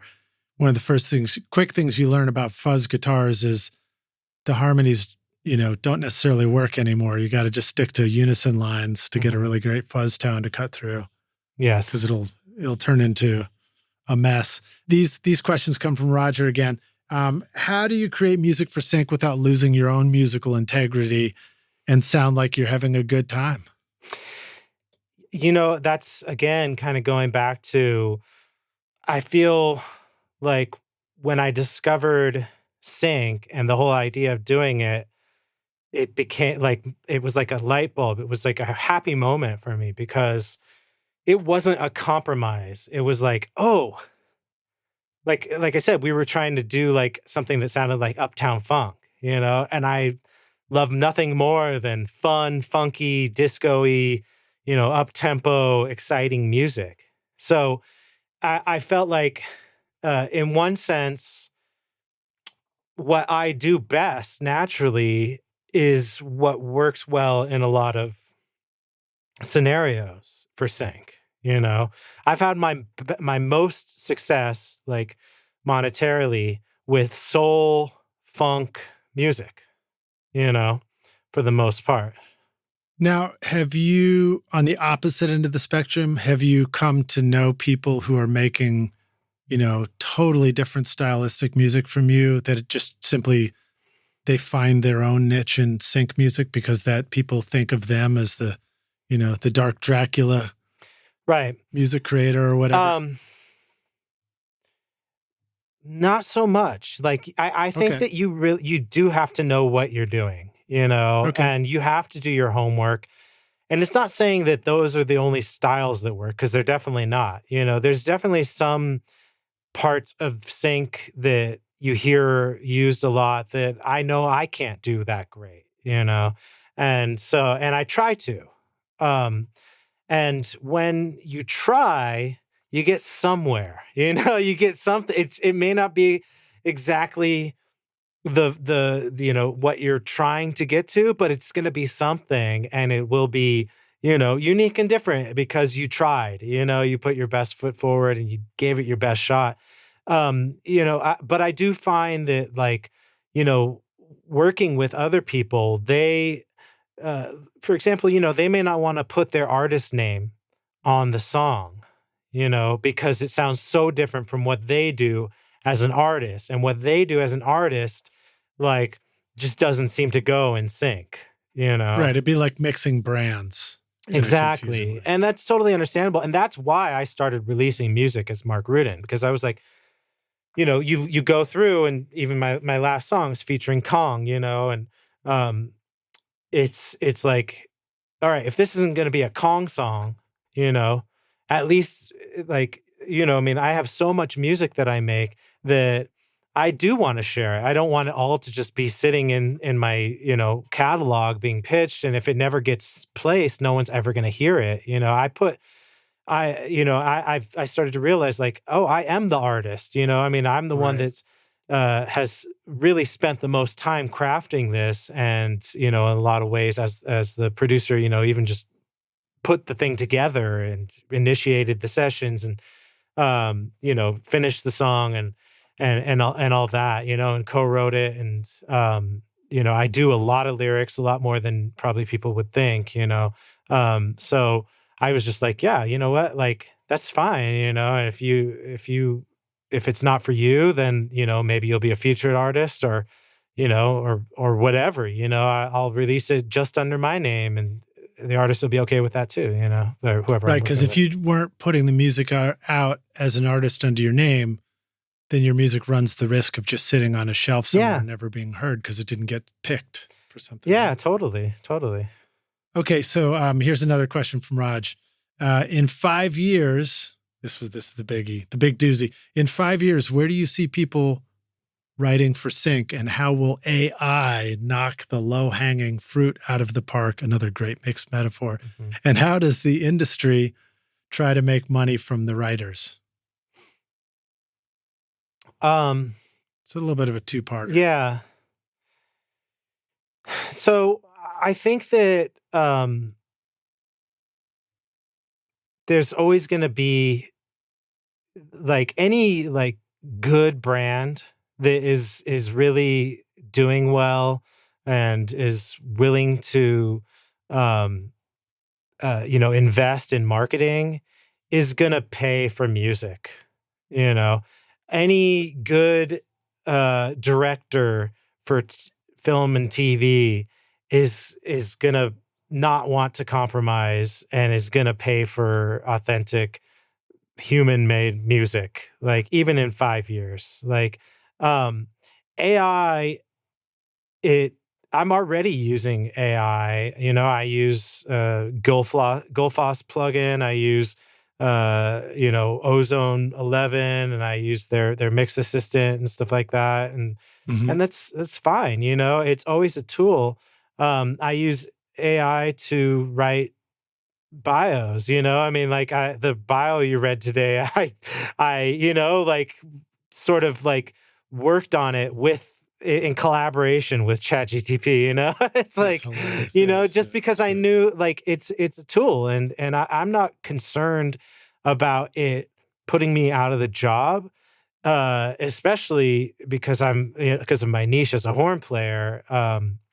Like it just it's just, you know, about I do think about this a lot, and I think like, okay, I need to know how to use it. I need to know how to collaborate with it and use it to help me, and all of those things. But you know, I think that the sync music industry is still going to be there. There's still going to be a need for it, especially on the, you know, because like I said, I do custom work too. You know, there's regular licensing, there's custom, and there's library. And in the custom world, they are sending you their commercial with no music on it, and they're like, this is what we're looking for. And then they're going to want to revise it and mold it into exactly what they want, and they're not going to be able to do that. Like AI isn't going to be that good. It never will. Right. Yeah. Right. So when you work on custom tracks, Rockstars, takeaway is don't record it on analog tape. No. I've done customs where I was 56 revisions in, you know. Wow. Yeah, and it's tough because you're working with and this, I guess this kind of starts to answer your question of how the industry, did you say how was the industry going to yeah, how does the industry try to make money from what you write? I mean, is there yeah. I think that was in the context of sometimes they try and get their grubby hands into things that belong to you. What's nice is that I'm not dealing with the music industry ever, you know. Like, yeah, I'm releasing songs on digital platforms, but I don't expect much, you know, in terms of like you know, making a living off of that or something. I make my living in licensing and in being the guy that people will come to when they need specific music for what they're looking for what they're doing. And so the industry that's making money off me is not the music industry, it's the advertising industry or the TV industry, or something like that. And in the ad world, like I said, they're gonna like use and abuse the heck out of me, and make me do 56 revisions until they're happy. And these aren't always like music people. They don't know how to, communicate musically what they want. It's like they want it to sound more orange, Right, stuff like that. And you have to. And part of being a professional is keeping your cool, and knowing that, like, okay, maybe that just means they want a shaker, right there, or they want a clap, or something, and you start to kind of learn to translate these things on your own. This podcast is proud to present Recording Studio Rockstars Academy. Are you ready to take your recording, mixing, and mastering to the next level and make your best record ever? Then visit the Academy to find the course that's right for you. Want to record killer drums in your home studio? Then check out Rockstars of Drums to learn how to record, edit, and mix pro-sounding drums with a professional Nashville session drummer in a Grammy-winning studio. Or if you're ready to start mastering your own records at home, then check out Rockstars of Mastering, where I walk you through exactly how I master my own records using nothing but plugins. Plus, I take you into a world-class mastering studio, Sterling Sound, to meet with Ryan Smith and hear how he professionally mastered my record, Skadoosh, for release to streaming platforms. That's the music you hear on this podcast, Rockstars. And if mixing is your focus, then check out my free mixing course, Mix Master Bundle, where I show you how to mix using stock and free plugins in Pro Tools. Plus, you get a look at how I recorded everything in my studio and multi-track downloads for you to practice mixing and even upload to your website if you want. Are you ready to make your best record ever? Then go to recordingstudiorockstars.com/academy to get started now. Now, one of the things you mentioned is libraries.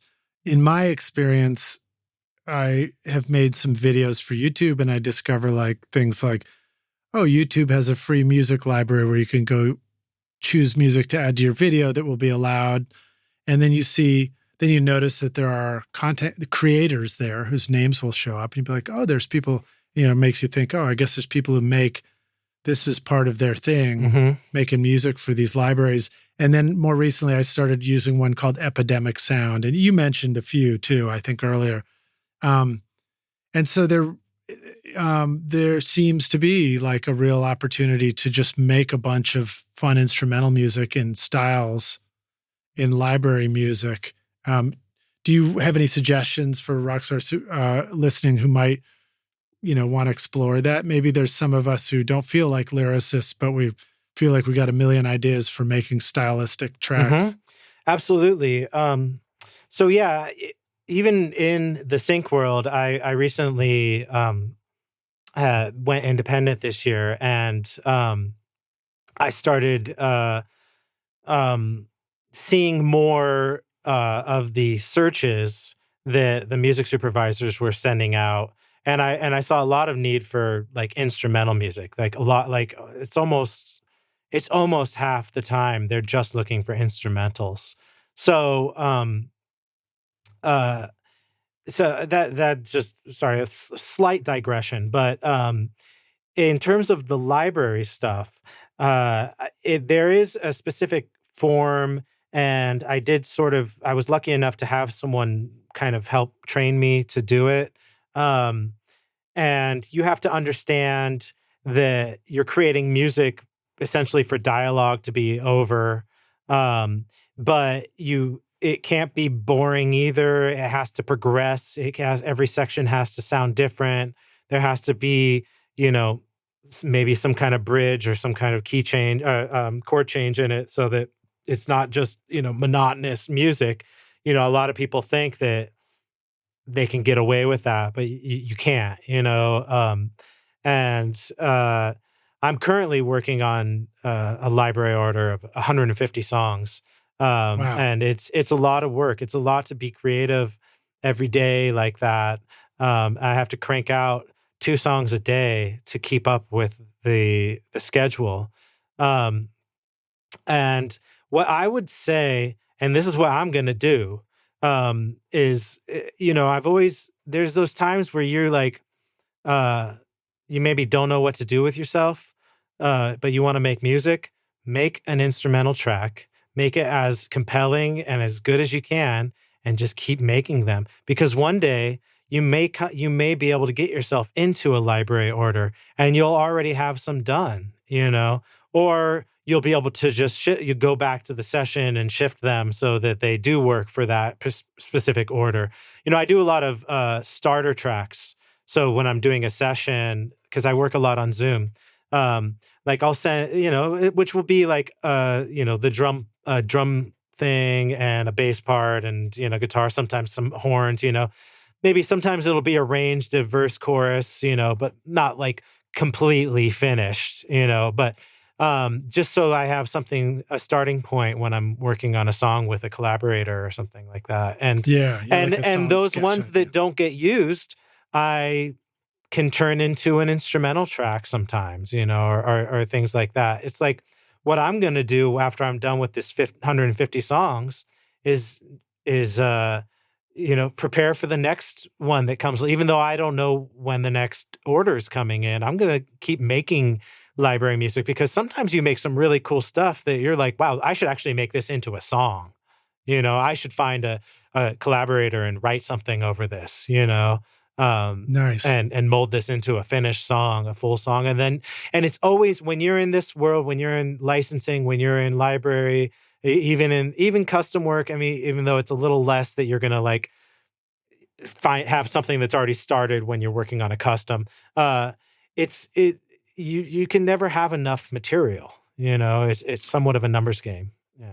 Do you have any tips for the rock stars about how to keep this stuff organized so that you know where to find it and it can be top of mind when you need it? Yeah, keep it organized. Have a starter folder, have a back burner folder, have like really organize your stuff, title it, have an instrumentals folder, have like your A level stuff, your B level stuff that, I actually, that's my back burners folder. I keep it, I don't go back to it but sometimes you do want to check your back burner stuff and be like, oh, okay, this isn't as bad as I thought it was, and it could work. Now it's going to work, and stuff. So I mean, it's not rocket science. I have iCloud, and I, keep everything in certain folders, and I mean, I have a good enough memory where I can kind of remember, oh, I started something similar to that. Let me go find that session,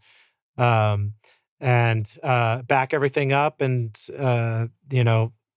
keep an external hard drive and keep those same folders on that drive, and everything, and always have access to everything you've ever worked on. Yeah, for sure. Right. Yeah. Right. Okay. All right. Well, so we're about done here, but let me ask you this question. Do you have any more fun favorite software kind of tools that you want to just give a shout out to? Anything recent you're just checking out, excited about?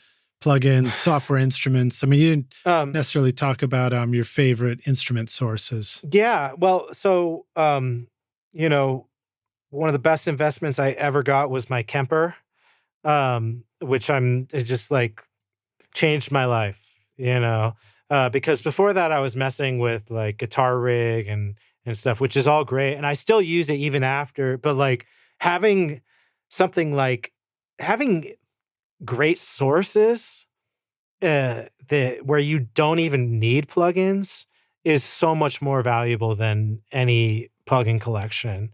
So like the Kemper to me is worth 1,000 plugins because it is just such a great tool. And then same with I have a Nord Electro 4 here, and a lot of my music has organs in it. It's like I find an organ, a well-played organ part can really uplift the final chorus or something like that.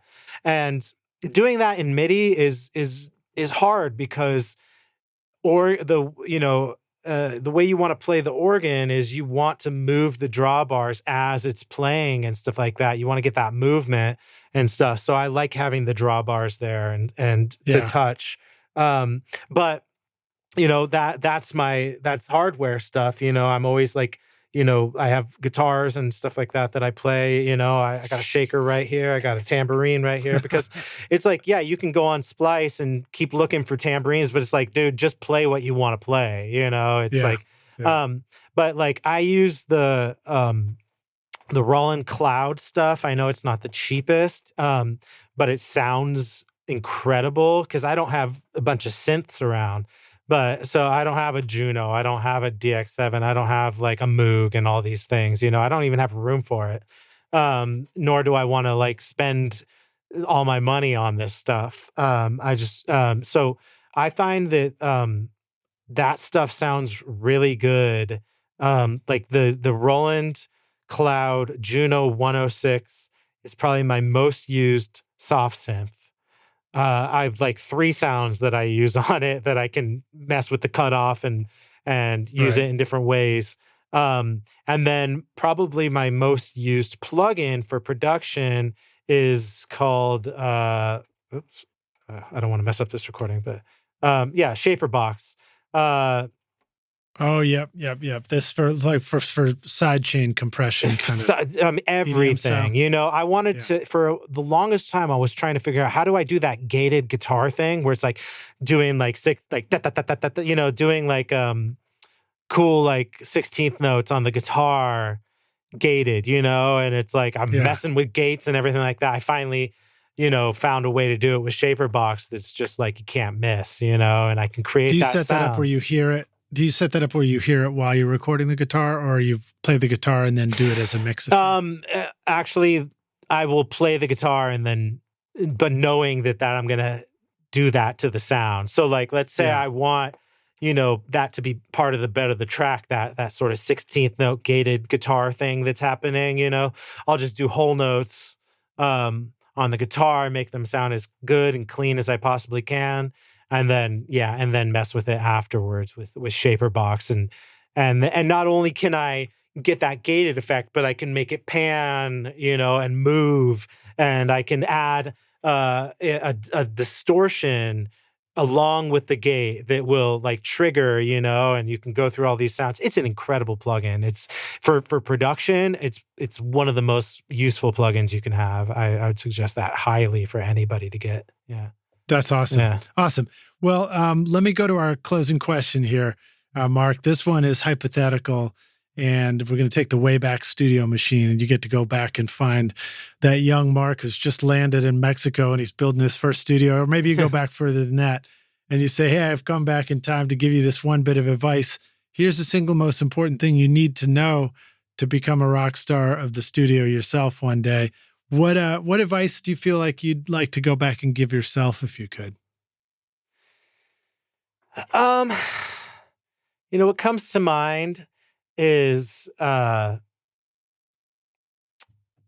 somebody I used to work with. He said, and I still think about it all the time. He said, everything works all the time. It's like kind of true. I used to spend, when I first started trying to produce and mix, I would spend so much time trying to get that kick drum to sound so good before I even wrote the song, And I realized that, like, yes, it's, there's other ways to find a good sounding kick drum, than spending hours on like something that isn't working, that doesn't, trying to mold it into what you want. But like, Right. like, if you can't play a part perfectly, play it how you can play it and make that work because everything can work. It's like it doesn't have to be like especially because I wasn't trained as a guitar player but I do a lot of guitar in my music. And when I can't do something, it's like I'll simplify it and I'll make that work, you know? And so it's like everything can work. You can always make something work. And I kind of knew that back then, but I wish I like stressed a little bit less on, worrying about whether I was gonna be able to like rise to the occasion or something like that. It's like, like it's a lot simpler. You can be relaxed. You can do your best, and it's probably gonna be really good. Well, it sort of reminds me of working with session musicians here.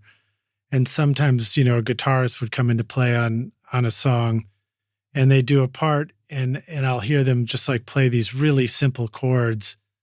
And I might have thought as the engineer, God, that's so simple. Can't they could play better than that? But then later on I might be the guitarist myself and I go down that long road of starting out with something that's way too complicated and way too busy Yeah. until finally I go down to the simplest thing. And I'm like, oh, that's why the chords were used, because the chords just really work in this production. They didn't need to be anything else.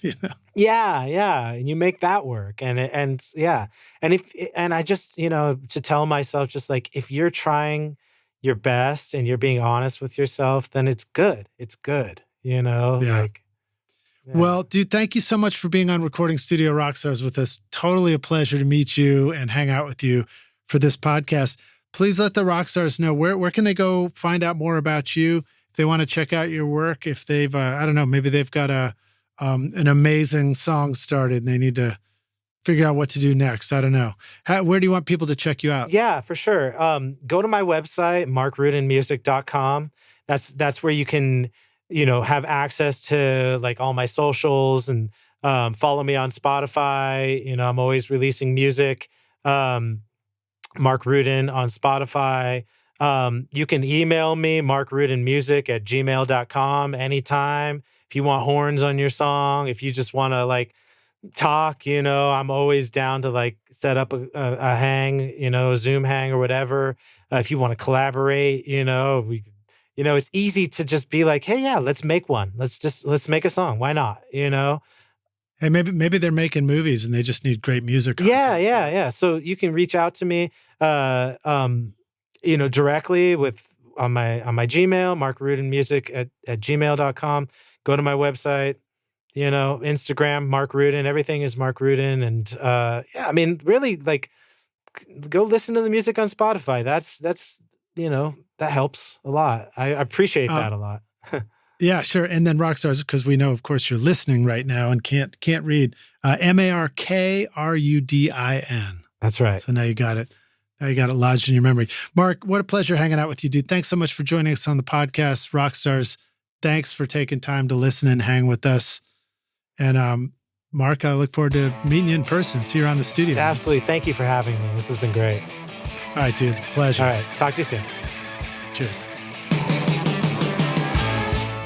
Thanks so much for listening to Recording Studio Rockstars. If you enjoyed the show and want to help make it better, then please share this episode with your friends on social media and leave a rating and review on iTunes to help the podcast reach more rock stars like yourself. You can click directly over to iTunes or go to rsrockstars.com/review for an easy explanation. And remember to hit the subscribe button to keep up with weekly episodes. And if you're ready to make your best record ever now, then head over to Recording Studio Rockstars Academy, where you can start with my free course at mixmasterbundle.com. Thanks so much for listening, and thanks for being a rock star. I'm Lid Shaw, and this is Recording Studio Rockstars. Now, go make great music.